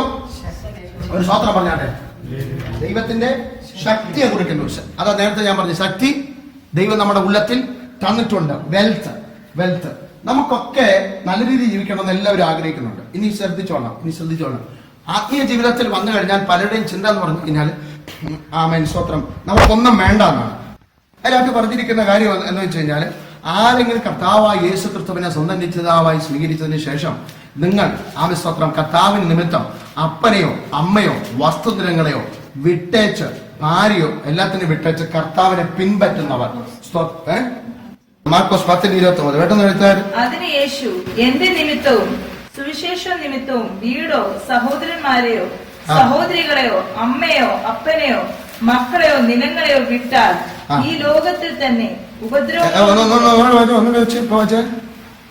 അതിന് യേശു, എന്റെ നിമിത്തവും സുവിശേഷ നിമിത്തവും വീടോ സഹോദരന്മാരെയോ. എന്റെ നിമിത്തമോ സുവിശേഷ നിമിത്തമോ വീടോ സഹോദരന്മാരെയോ സഹോദരികളോ അമ്മയെയോ അപ്പനെയോ മക്കളെയോ നിലങ്ങളെയോ. അതിന് ഇടയ്ക്ക് വേറെ ഇതിലില്ല, വേറെ ഒന്നിലുണ്ട്. മത്തായിലാണ്, ലൂക്കോസില് ഭാര്യയൊന്നും കൂടെ എഴുതിക്കും. ഇതില് ഭാര്യയെ കട്ട് ചെയ്തിരിക്കും. ചിലപ്പോ അങ്ങനത്തെ ഭാര്യ ഉള്ളത് കൊണ്ടായിരിക്കും ഇല്ലാത്തത്. സ്വോത്രം പോട്ടെ, അല്ലെ ശ്രദ്ധിച്ചാട്ടെ. ഒന്നുകൂടെ ആ സംഭവങ്ങൾ മാത്രം ഒന്നും എടുത്ത് വായിച്ചേ. എന്റെ നിമിത്തം സുവിശേഷ നിമിത്തം വീടോ സഹോദരങ്ങളെയോ വീടോ സഹോദരികളെയോ അമ്മയോ അപ്പനെയോ മക്കളെയോ ഭാര്യയോ നിലങ്ങളെയോ വിട്ടാൽ, നിലങ്ങളെന്ന് വെച്ചാൽ വസ്തുവകകൾ വിട്ടാൽ ഈ ലോകത്തിൽ തന്നെ ഉപദ്രവങ്ങളോടുകൂടെ 100 മടങ്ങ് വീടുകളെയും സഹോദരന്മാരെയും. നിങ്ങളാരും കേട്ടില്ല, അതാണ് സ്വോത്രം പറയാത്തത്. ഈ ഭൂമിയിൽ തന്നെ നിങ്ങൾക്ക് എന്തോ കിട്ടുമെന്ന് 100 മടങ്ങ്. നിങ്ങൾ ഇവിടെ ഇരിക്കും, ഒരു സ്വോത്രം പറഞ്ഞാട്ടെ. ഒന്നുകൂടെ ബാക്കിലോട്ട് പോയട്ടെ. സുവിശേഷ നിമിത്തം നിങ്ങൾ ശ്രദ്ധിക്കും, ഓരോ വാക്കിനും അർത്ഥമുണ്ട്. സുവിശേഷ നിമിത്തം വീടോ എന്തോ വീടുകളെന്നാണോ വീടെന്നാണോ? വീട് അതവിടെ നിൽക്കട്ടെ. ഇനി ആർക്ക് കൊടുക്കുന്ന ഉപദ്രവങ്ങളോടുകൂടെ 100 മടങ്ങ് വീടുകളെയും. എന്തോന്ന് അതുകൊണ്ട് വാസ്തു പറഞ്ഞ ഇന്ന് കർത്താവ് നമുക്ക് ഒരു വീടല്ല, നമുക്ക് വീടുകൾ തരാൻ പോകുന്ന അതുകൊണ്ട് പ്രാർത്ഥിച്ചോളാം. കുന്നംപുറത്ത് ഒരു വീട്, പിന്നെ ഉദയങ്ങളങ്ങനെ ഒരു വീട്, തിരുവനന്തപുരം മറ്റേ തമ്പാനി ജംഗ്ഷനിൽ ഒരു വീട്. അങ്ങനെയല്ല ഞാൻ പറഞ്ഞത്. ഞാൻ പറയാറുണ്ട്, വിശ്വാസി ഗണത്തിന് മാത്രമേ ലോകത്തിൽ എവിടെ ചെന്നാലും വീടുകളുള്ളൂ. നിങ്ങൾക്ക് അറിഞ്ഞാത്തോണ്ടാ. നിങ്ങളിപ്പോൾ ഇവിടെ നിന്ന് നിങ്ങളെ തമിഴ്നാട്ടിൽ പോയി നിങ്ങൾക്ക് ഒരു പരിചയമില്ലാത്തൊരു സ്ഥലത്തെത്തിയെന്നിരിക്കട്ടെ, ഒരു പരിചയമില്ല. നിങ്ങൾ അവിടെ ചെന്ന് ഒരു സ്ഥലം ചോദിച്ചു കഴിഞ്ഞാൽ ഒന്ന് താമസിക്കാൻ, അന്ന് രാത്രി അന്തി ഇറങ്ങാൻ ഒരു സ്ഥലം ചോദിച്ചു കഴിഞ്ഞാൽ അവർ തരുമോ? എങ്കേന്ന് വന്നിരിക്കും, പോടി എന്ന് പറഞ്ഞ് അവർ ഓടിച്ചു വിടും. തരത്തില്ല. പക്ഷേ അവിടുന്ന് ഏതെങ്കിലും നിങ്ങൾ ആദ്യം ചെയ്യേണ്ടത് എന്തെന്നറിയോ? തപ്പിപ്പിടിച്ചൊരു ദൈവസഭ നോക്കണം. കത്തോലിക്ക CSA ഇവിടെ വിശുദ്ധന്മാരെ ആരാധിക്കുന്ന ഒരു ബന്ധക്കോസ് അനുഭവത്തിൽ നിൽക്കുന്ന ഏതെങ്കിലും ഒരു ആരാധനയിൽ നോക്കിയിട്ട് അവിടെ ചെന്നിട്ട് സ്തോത്രം അണ്ണ എന്ന് പറഞ്ഞു നോക്ക്, പ്രൈസലോടെന്ന് പറഞ്ഞു നോക്ക്. ആ വിശ്വാസി വന്നിരിക്കും, വാ വാ എന്ന് പറഞ്ഞ് അകത്തിരുന്ന് നിങ്ങൾക്ക് ചായം തരും, കട്ടൻ ചായം തരും. ഞാൻ വന്നത് ഇവിടെ എനിക്ക് കിടക്കാൻ തലവില്ല, എനിക്ക് ഇന്ന ഉദ്ദേശിച്ചാൽ വന്നത് അവർ നിങ്ങൾക്ക് താമസ സൗകര്യം ഒരുക്കി തരും. അതിന് വാസേ എനിക്ക് ഇതാണ് ഇഷ്ടം, ഇവിടെ തന്നെ ഞങ്ങളെ വിലകിക്കൊണ്ടിരിക്കുന്നു, ഞങ്ങൾ ഇനി ഒരിടത്തും പോകാൻ പോകുന്നില്ല. ഒരു സ്തോത്രം പറഞ്ഞ കൂടുകളെ കൂടിളക്കി കൂടിളക്കി പറക്കുവാനായി നമ്മെ ശീലിപ്പിച്ചു. പാടണ്ട, സ്തോത്രം പറഞ്ഞാട്ടെ. ഇളകിയില്ലെങ്കിൽ ഇളക്കും തമ്പുരാൻ. അപ്പൊ തമ്പുരാൻ എന്താ പറഞ്ഞു? നിങ്ങൾക്ക് വീടുകൾ എന്തരും, എത്ര വീടുകളാണ് ഇല്ലേ ഇല്ലേ? ഞാനിപ്പം മനുപ്രദന്റെ വീട് ചെന്നാലും നമ്മളെ വീട് പോലെ അല്ലേ അല്ലേ? നിങ്ങളെ വീട്ടിൽ വന്നാൽ നമ്മളെ വീട് പോലെ അല്ലേ? സുരപ്രദന്റെ വീട്ടിൽ വന്നാൽ നമ്മളെ വീട് പോലെ അല്ലേ?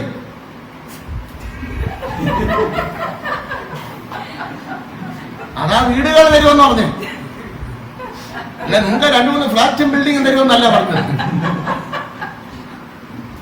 എല്ലാവരും ആദ്യത്തെ ആഗ്രഹം പോയി, വീടുകൾ തരുമെന്ന് പറഞ്ഞു. വാസയെ പോയി, എല്ലാം പോയി. ഇപ്പൊ ഒരാഴ്ച ഇങ്ങനെ വന്നതാണ്, എല്ലാം പോയി. സ്വാതന്ത്ര്യം. പക്ഷേ ഒന്നുമില്ലാതിരുന്ന ഒന്നുമില്ലാതെ എന്നല്ല, എങ്ങോട്ടൊന്നും അറിയാതെ വിളിച്ചു വേർതിരിച്ച അബ്രഹാമിന് ദൈവം അനേക എന്തോ പറയുന്നത്, വെൽച്ചൻ എന്താ പറയുന്നത്, സമ്പത്ത് ദൈവം കൊടുത്തു. സ്തോത്രം. ദൈവമക്കൾക്ക് ആവശ്യമായ സമ്പത്ത് ദൈവം നൽകിത്തരുമെന്ന് എത്ര പേർക്ക് ഉറപ്പുണ്ട്? അനാവശ്യമായിട്ട് വേണ്ട, നമ്മുടെ ആവശ്യങ്ങൾക്ക് അനുസൃതമായി. ദിവസത്തിൽ ഞാൻ ഒരാൾ പണം ഒരു ഭയങ്കരപ്പെട്ട ഒരു സംഭവമാണ്. അപ്പൊ ആ മനുഷ്യൻ എന്നോട് പറയും, പണം ഇല്ലെങ്കിൽ പിണമാവാസേ, പണം ഇല്ലെങ്കിൽ പിണമാണ്. പണം എന്ന് പറഞ്ഞാൽ മനസ്സിലായി, ശവമാണ്. പണം ഇല്ലെങ്കിൽ ശവമാണ്. പണം ഉണ്ടെങ്കിൽ 100 ഈച്ച മുച്ചുന്ന പോലെ ആൾക്കാർ വന്നു, വിശേഷം നമുക്ക് അവിടെ പോട്ടെ, ഇവിടെ പോട്ടെ, ഇറങ്ങുന്നു. ഒരു കാലം ഇല്ലായിരുന്നില്ല. പണമില്ലെങ്കിൽ ഒറ്റ ഒരുത്തം വരുമോ? അങ്ങനെ ഒരാളുണ്ടെന്ന് പോലും അറിയത്തില്ല. കാണാൻ എന്തില്ല, ഇതൊന്ന് ഉയർപ്പിച്ചോ, 100 ആൾക്കാർ നിന്റെ കൂടെ കൂടും. സ്തോത്രം. പക്ഷെ ദൈവം തരുന്ന സമ്പത്ത് അത് നഷ്ടപ്പെട്ടു പോകുന്ന സമ്പത്തല്ല. അതുകൊണ്ട് ആ പാട്ടുകാരൻ, എന്റെ സമ്പത്തെന്ന് ചൊല്ലുവാ വേറെ ഇല്ലിനി യേശു മാത്രം സമ്പത്താകുന്നു. യേശു എന്ന സമ്പത്തിനെ നീ പ്രാപിച്ചു കഴിഞ്ഞാൽ നിനക്കിവിടെ എല്ലാം കിട്ടുമെന്ന കർത്താവ് പറഞ്ഞിരിക്കുന്നു. സ്തോത്രം. ആ വാക്യം താഴത്തോട്ട് വായിച്ചു വരണം. സ്തോത്രം. നിങ്ങൾ കർത്താവിനെ പിൻപറ്റിയുകൊണ്ട് നിങ്ങൾ ഒരിക്കലും ദരിദ്രരായി പോകത്തില്ല. ഇന്നവരോട് ഇരിക്കുന്ന നിങ്ങളെല്ലാവരും കർത്താവിനെ അനുസരിച്ച് ജീവിച്ചിറങ്ങിയവരാ. ഞാനൊരു കാര്യം നോക്കട്ടെ, നിങ്ങൾ ദരിദ്രരായെന്ന് ആരെങ്കിലും പറയൂ? ഉണ്ടോ? ഇരിപ്പ് കണ്ടപ്പം തോന്നി 5 ദിവസം അരി വെച്ചില്ല. ഉണ്ടോ? ഒന്നുമില്ലെങ്കിൽ ഒരു കഞ്ഞിക്കുള്ള വകയെങ്കിലും ദൈവം തന്നില്ലേ? നിന്നെ പട്ടിണിക്ക് അവൻ കിടത്തിയോ? ഇല്ല. കർത്താവ് അന്നു നിങ്ങൾക്കുള്ള തന്ന് പോറ്റുന്നില്ലേ? പുറത്തോട്ടൊന്ന് ഇറങ്ങി നോക്ക്, അവരെ കണ്ട് നല്ല വസ്ത്രം നീ ധരിക്കുന്നില്ലേ? നല്ല നിലയിൽ നീ ജീവിക്കുന്നില്ലേ? ഇന്ന് ചിലപ്പോൾ വഴികൾ അടഞ്ഞതായിരിക്കാം, പക്ഷെ ദൈവം നിന്നെ നടത്തുന്നില്ലേ? എന്തുകൊണ്ടാ? കർത്താവിന്റെ കരം നമ്മുടെ കൂടെ ഉള്ളത് കൊണ്ടാ. സ്തോത്രം. നമ്മളെ ശ്രേഷ്ഠകരമായി നടത്താൻ കർത്താവിനെ പിൻപറ്റി ഇറങ്ങിയവരാരും ഇന്നവരെ ദരിദ്രരായി തീർന്നിട്ടില്ല. കർത്താവ് നമ്മളെ പോറ്റ ശക്തനാ. ഈ വേദപുസ്തകം ചുമന്നവരെ ആരും കർത്താവ് അപമാനിപ്പിച്ചിട്ടില്ല. ഇതിനെ ഇവർ മാനിപ്പിച്ചിട്ടേ ഉള്ളൂ. എന്നെ മാനിക്കുന്നവന് ഞാൻ മാനിക്കുമെന്നാ തമ്പുരാൻ പറഞ്ഞിരിക്കുന്നത്. എന്റെ കർത്താവ് പറയുന്നത് നിന്റെ ദാരിദ്ര്യത്തെ മാറ്റുവാൻ ശക്തനാ. അത്ര പേരുടെ സാക്ഷ്യം കേട്ടിട്ടുണ്ട്. കടഭാരത്തിലായിരുന്നു, പക്ഷെ കർത്താവിനെ അറിഞ്ഞു. കടഭാരത്തെ കർത്താവ് മാറ്റി തന്നു. ഞാൻ രോഗിയായിരുന്നു, പക്ഷെ എന്റെ രോഗത്തെ കർത്താവിനെ അറിഞ്ഞ നിമിത്തം കർത്താവിന്റെ രോഗത്തെ സൗഖ്യമാക്കി. കർത്താവ് നടത്തിയത് കൊണ്ടാണ് ഞാൻ ഇന്ന് ജീവിക്കുന്നത്. എത്ര പേർക്ക് പറയാൻ കഴിയും? കർത്താവിന് ശക്തി നമ്മുടെ ഓരോരുത്തരുടെ ജീവിതത്തിനകത്തുള്ളത് കൊണ്ടാണ്. അബ്രഹാമിന് ഒന്നുമില്ല, ഇറങ്ങി തിരിച്ചപ്പോ എങ്ങോട്ട് പോകുന്നെന്ന് അറിയത്തില്ല. സ്വന്തം ആളുകളെ കൊണ്ട് ഇറങ്ങാൻ പറഞ്ഞു, സമ്പത്തൊന്നും എടുക്കാൻ പറഞ്ഞില്ല. പോകുന്ന പോക്കിൽ കർത്താവ് പറഞ്ഞു, ഞാൻ പറയുന്നത് വരെ നിങ്ങൾ പൊക്കോളണം. സ്തോത്രം. പോയി എത്തി. കർത്താവ് കൊടുത്തില്ലേ? കൊടുത്തു. അനേക ജാതികളെ പിതാവാക്കി തമ്മിലാ മാറ്റിയെങ്കിൽ ഒന്നുമില്ലാത്ത അവസ്ഥയിൽ ഇറങ്ങി തിരിച്ച നിങ്ങളെ കർത്താവ് മാനിച്ചു വരുത്തുവാൻ ശക്തനാ. പക്ഷെ ബാങ്ക് കാണത്തില്ലായിരിക്കാം, പക്ഷെ തമ്മിലെ നിങ്ങൾക്ക് ആവശ്യമുള്ള തന്ന് നിന്നെ പോറ്റുവാൻ പുലർത്തുവാൻ ശക്തനാ. വിശ്വസിക്കുന്നവർ കരങ്ങളെ ഉയർത്തി ദൈവത്തിന് സ്തോത്രം ചെയ്യാം. എന്റെ ദൈവം നൽകി തരുന്നത് ആമൻ സ്തോത്രം. ആമൻ സമ്പത്ത് ദൈവം നൽകി തരും. ഒന്നാമത് എന്തുവായിരുന്നു? വർത്തമ്യം. രണ്ടാമതുവാ സമ്പത്ത്. ഒരു സ്വോത്രം പറഞ്ഞാട്ടെ, സ്വോത്രം പറഞ്ഞാട്ടെ. അവൻ മൂന്നാമത് കളറിന്റെ പേരെന്തുവാ? ബ്ലൂ. സ്വോത്രം. ബ്ലൂ. ബ്ലൂം എന്തുവാ? പരിശുദ്ധാത്മാവിനെ കുറിക്കുന്നു, അഥവാ അധികാരത്തെ, പരിശുദ്ധാത്മാവിന്റെ അധികാരത്തെ കുറിക്കുന്നു. ഇനി കേട്ടോളണം. ഒരു സ്വോത്രം പറഞ്ഞാട്ടെ. സ്വോത്രം പറഞ്ഞു. ദൈവകൃപയിൽ കടന്നു വന്നവൻ യേശുവിനെ അറിയണമെങ്കിൽ പരിശുദ്ധാത്മാവിനെ കൂടാതെ ആർക്കും യേശുവിനെ അറിയാൻ പറ്റത്തില്ല. അപ്പോൾ പരിശുദ്ധാത്മാവ് നമ്മളെ യേശുവിലോട്ട് അടുപ്പിച്ചു. കാരണം ദൈവം നമ്മുടെ മുന്നമേ തെരഞ്ഞെടുത്തു. ഇനി ശ്രദ്ധിച്ചോ, ആദത്തിനെ ദൈവം സൃഷ്ടിച്ചത് എങ്ങനെയാണ്? ഒരു മർമ്മം പറഞ്ഞുതരാം. പറഞ്ഞു. മണ്ണെടുത്ത് ഉരുട്ടി സുഖിയാനുണ്ടാക്കി, പൊടി കൊണ്ട് മനുഷ്യനെ സൃഷ്ടിച്ചു. എന്നിട്ട് മൂക്കിൽ, നിങ്ങളത് ധ്യാനിച്ചിട്ടുണ്ടോ? മൂക്കിൽ എന്താ ഓതിയെന്ന്? ജീവശ്വാസത്തെ ഓതി. ശ്രദ്ധിച്ചു കേട്ടോളാം. പൊടി കൊണ്ടുണ്ടാക്കി ആദം ഇവിടെ കിടക്കുന്നു. അത് ആദാണോ എങ്കിൽ നിങ്ങൾ ഇതിന് ഉത്തരം പറയണം. എന്റെ പപ്പ അവിടെ മരിച്ചു കിടപ്പുണ്ട്, ശാപം അവിടെ കിടപ്പുണ്ട്, അത് പപ്പയാണോ? ആണോ? അല്ല. അപ്പൊ അതല്ല, ശാപം പപ്പയോ? പോയി. ആളവിടെ കിടപ്പുണ്ട്, ആത്തിന്റെ രൂപ അവിടെ കിടപ്പുണ്ട്, ഇത് ആദാണോ? അല്ല. പിന്നെ ആദവിടെ? ആദവിടെ? ഇനി നിങ്ങൾ തന്നെ പറഞ്ഞ പദം. അവന്റെ മൂക്കിൽ ആരൂതി? ആരൂതി? ആരൂതി? ശ്രദ്ധിക്കണം. ആരൂതി? ഇവിടെ ആ പിതാപുത്ര പരിശുദ്ധാത്മാവിന്റെ പ്രത്യേകത. പിതാവ് തീരുമാനമെടുക്കുന്നവൻ, കർത്താവായ യേശു ക്രിസ്തു പ്രവൃത്തിയെ ആരഞ്ഞു കൊടുക്കുന്നവൻ, പരിശുദ്ധാത്മാവ് പ്രവൃത്തി മണ്ഡലത്തിൽ വെളിപ്പെടുന്നവൻ.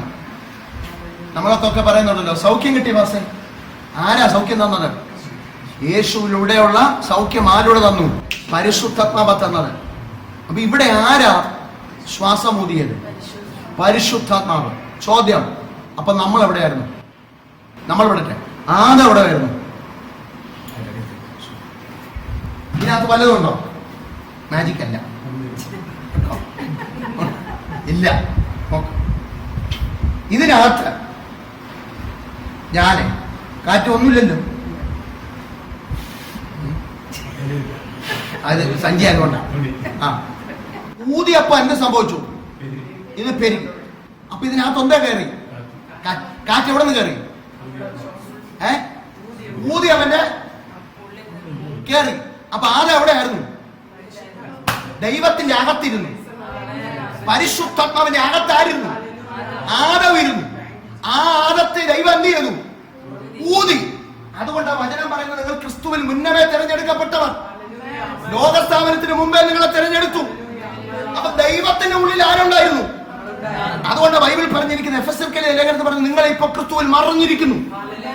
വചനം ശ്രദ്ധിച്ചേ, ക്രിസ്തുവിൽ ഇപ്പൊ നിങ്ങൾ എന്ത് ചെയ്തിരിക്കുന്നു? മറഞ്ഞിരിക്കുന്നു. അപ്പൊ ദൈവത്തിന്റെ അകത്തായിരുന്നു. ദൈവത്തിന്റെ അകത്ത് നമ്മളിരുന്നു. ഇനി നിങ്ങൾ നിങ്ങളുടെ ആ പദവി ഒന്നും ഓർത്ത് ദൈവത്തിന് സ്തുതിച്ചേ. സ്തോത്രം. എന്റെ ദൈവമേ, നിന്റെ അകത്താണോ ഞാൻ ഇരുന്നത്? അതേ പദവിയിലേക്ക് ദൈവം തിരിച്ചു കൊണ്ടുവന്നു, പിന്നെ ദൈവത്തിന്റെ അകത്തോട്ടാക്കി. കണ്ടോ? സ്തോത്രം. അപ്പൊ ദൈവത്തിന്റെ അകത്തിരുന്ന നമ്മെ ദൈവം റിലീസ് ചെയ്തു, പുറത്തെടുത്തു. ആദത്തിന്റെ ആ ശരീരത്തിനകത്തോട്ട് ദൈവം മൂടി. അപ്പോൾ ആദം പുറത്തു വന്നേ. അങ്ങനെയാണെങ്കിൽ നമ്മുടെ അകത്തും ദൈവം എന്ത് ചെയ്തിരിക്കുക?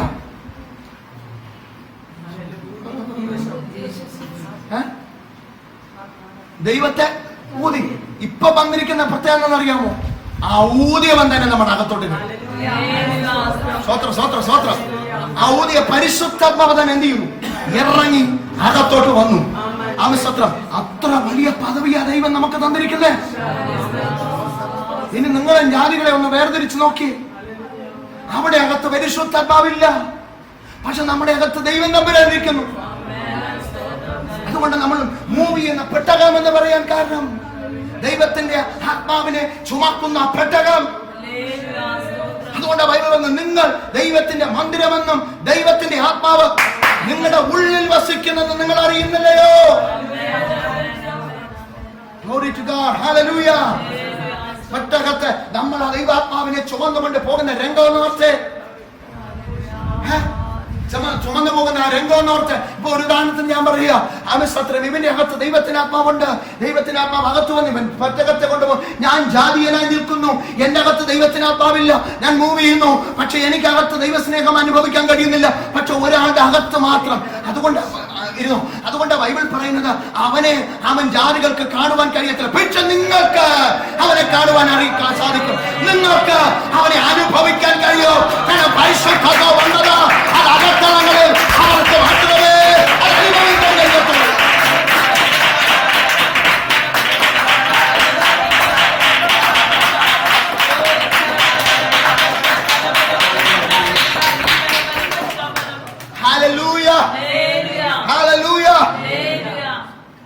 പരിശുദ്ധാത്മാവ് നമ്മുടെ അകത്ത് വന്നു. ഇനി ശ്രദ്ധിക്കണം, അന്യഭാഷ സംസാരിച്ചില്ല എന്ന് പറഞ്ഞ അവന്റെ അകത്ത് പരിശുദ്ധാത്മാവില്ലെന്നല്ല. അങ്ങനെ ആരും തെറ്റിദ്ധരിക്കരുത്. അന്യഭാഷ എന്ന് പറയുന്ന ഒരു വരം മാത്രമാണ്. പക്ഷെ അത് എല്ലാവരും പ്രാപിക്കണമെന്നാണ് ആര് പറഞ്ഞിരിക്കുന്നത്? പൗലോസ് പറഞ്ഞിരിക്കുന്നത്. അതുകൊണ്ട് ഒത്തിരി ഗുണങ്ങളുണ്ട്. പക്ഷെ അന്യഭാഷ അതുകൊണ്ടല്ലേ ബൈബിൾ എല്ലാവരും അന്യഭാഷ സംസാരിക്കുന്നുവോ, എല്ലാവരും പ്രവചിക്കുന്നുവോ? അപ്പൊ നിങ്ങൾ ഇങ്ങനെ തിരിക്കണം. അപ്പം നമ്മൾ ചോദിക്കാല്ലേ, പരിശുദ്ധാത്മാവിനെ പ്രാപിച്ചോ? ചോദിക്കാൻ കാണുന്നതല്ല, അന്യഭാഷ സംസാരിക്കുന്നുണ്ടോന്നാണ് ചോദിക്കുന്നത്. പരിശുദ്ധാത്മാവിനെ പ്രാപിച്ചോ? അവൻ പറഞ്ഞില്ല.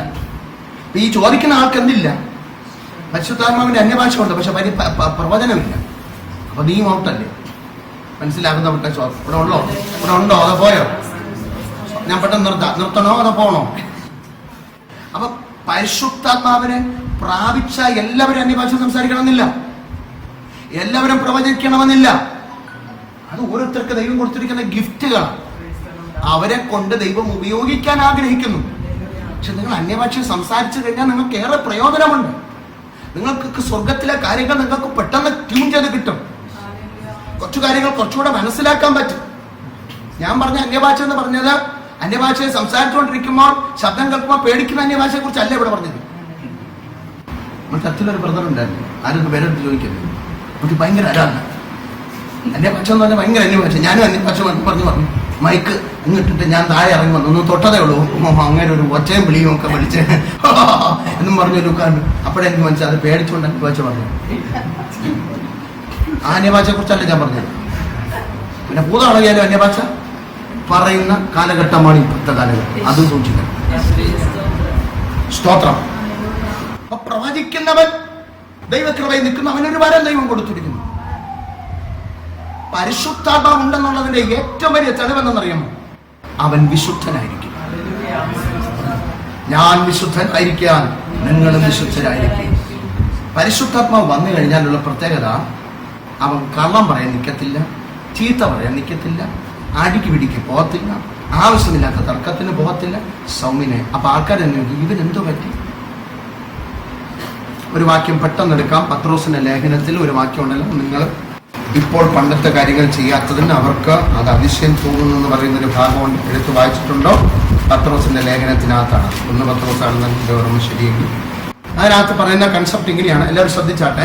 അതായത് നിങ്ങൾ മുമ്പ് ഇങ്ങനെ നടന്നു, പണ്ട് ഇങ്ങനെയൊക്കെ ആയിരുന്നു നടന്നു. പക്ഷേ ഇപ്പോൾ നിങ്ങളെ അതായത് ഇപ്പൊ മനുബ്രദർ ഇപ്പം മദ്യപിച്ചും കൂത്താടി നടന്ന ഒരു വ്യക്തിയാണെങ്കിൽ ആ മനുബ്രദറുമായിട്ട് ഞാൻ ഭയങ്കര ഫ്രണ്ട്സാണ്. ബാക്കിയൊക്കെ പിന്നെ നോക്കാം, എനിക്ക് കിട്ടത്തില്ല, നിർത്താൻ പോവേ. ഒരു ശ്രദ്ധിച്ചേ, ബാക്കി കളർ അടുത്ത ആഴ്ച നമുക്ക് നോക്കാം. ഇനി ഒത്തിരി കാര്യങ്ങളുണ്ട്, അത് 2 ചൂടെടുത്താലേ പിന്നെ മനസ്സിലാകത്തുള്ളൂ. ഒരു സ്വത്രം പറഞ്ഞാട്ടെ.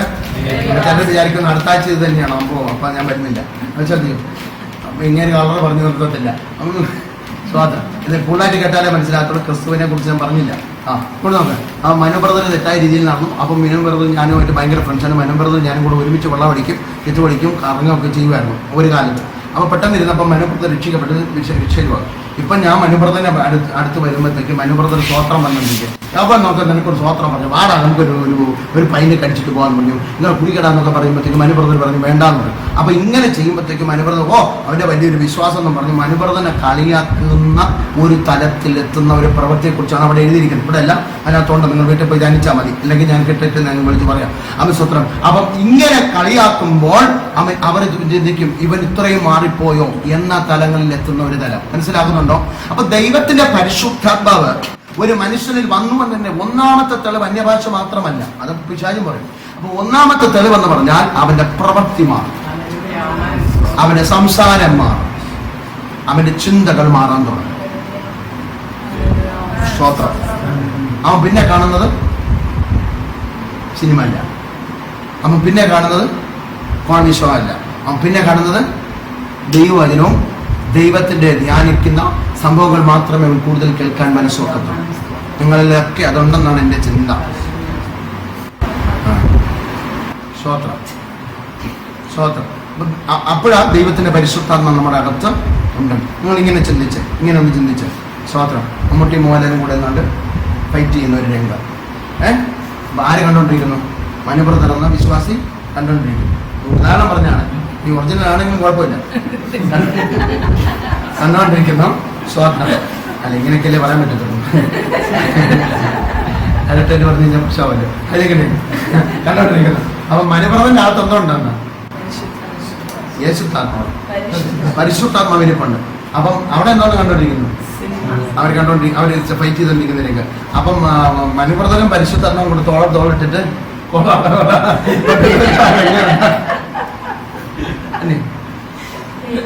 കാണോ? അപ്പൊ കുറെ നേരം നോക്കിയിട്ട് പരിശുദ്ധാത്മാ പതുക്കെ കൈ എടുത്തിട്ട് പരിശുദ്ധാത്മാവിന് വഴിക്ക്. മനസ്സിലായില്ലേ? സ്വോത്രം പറഞ്ഞാട്ടെ. അപ്പൊ വയലറ്റ് എന്തിനെ കുറിച്ച്? ഒന്നാമത്തെ കളർ എന്തുവാണ്? അതിന്റെ അർത്ഥം എന്തോ? രണ്ടാമത്തെ കളർ എന്തോ? അതിന്റെ അർത്ഥം എന്തോ? ശക്തി മാത്രമാണോ? സമ്പത്ത് കൂടെ. മൂന്നാമത്തെ കളർ എന്തോ? ബ്ലൂ. ബ്ലൂവിന്റെ പ്രത്യേകത എന്താ? പരിശുദ്ധാത്മാവ്. ഒരു സ്വോത്രം പറഞ്ഞാട്ടെ. എല്ലാ കണ്ണുകളും ഉടച്ചാട്ടെ, ഹൃദയങ്ങൾ ദൈവസന്നിധി ഏൽപ്പിച്ചു കൊടുത്താട്ടെ.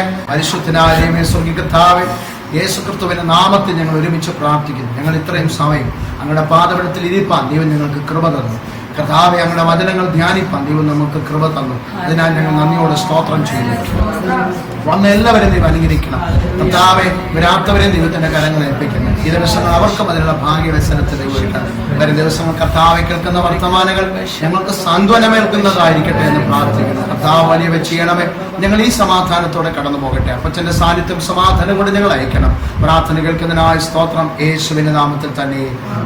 നിങ്ങളുടെ എന്ത് വിഷയത്തിലും പ്രാർത്ഥിക്കാൻ നിങ്ങൾ മറക്കരുത്. അതോടൊപ്പം തന്നെ നിങ്ങളുടെ പ്രാർത്ഥനാ വിഷയങ്ങളുണ്ടെങ്കിൽ ഏത് സമയത്തും നിങ്ങൾക്ക് ഞങ്ങളെ വിളിക്കാം. താഴെ കാണുന്ന നമ്പറിൽ വിളിക്കുവാൻ നിങ്ങൾ മറക്കരുത്. ഏത് സമയത്തും നിങ്ങൾക്ക് വിളിച്ച് നിങ്ങളുടെ വിഷയങ്ങൾ പങ്കുവെക്കാം. നമുക്ക് ഒരുമിച്ച് പ്രാർത്ഥിക്കാം. സർവശക്തനായ ദൈവം അനുഗ്രഹിക്കുമാറാകട്ടെ.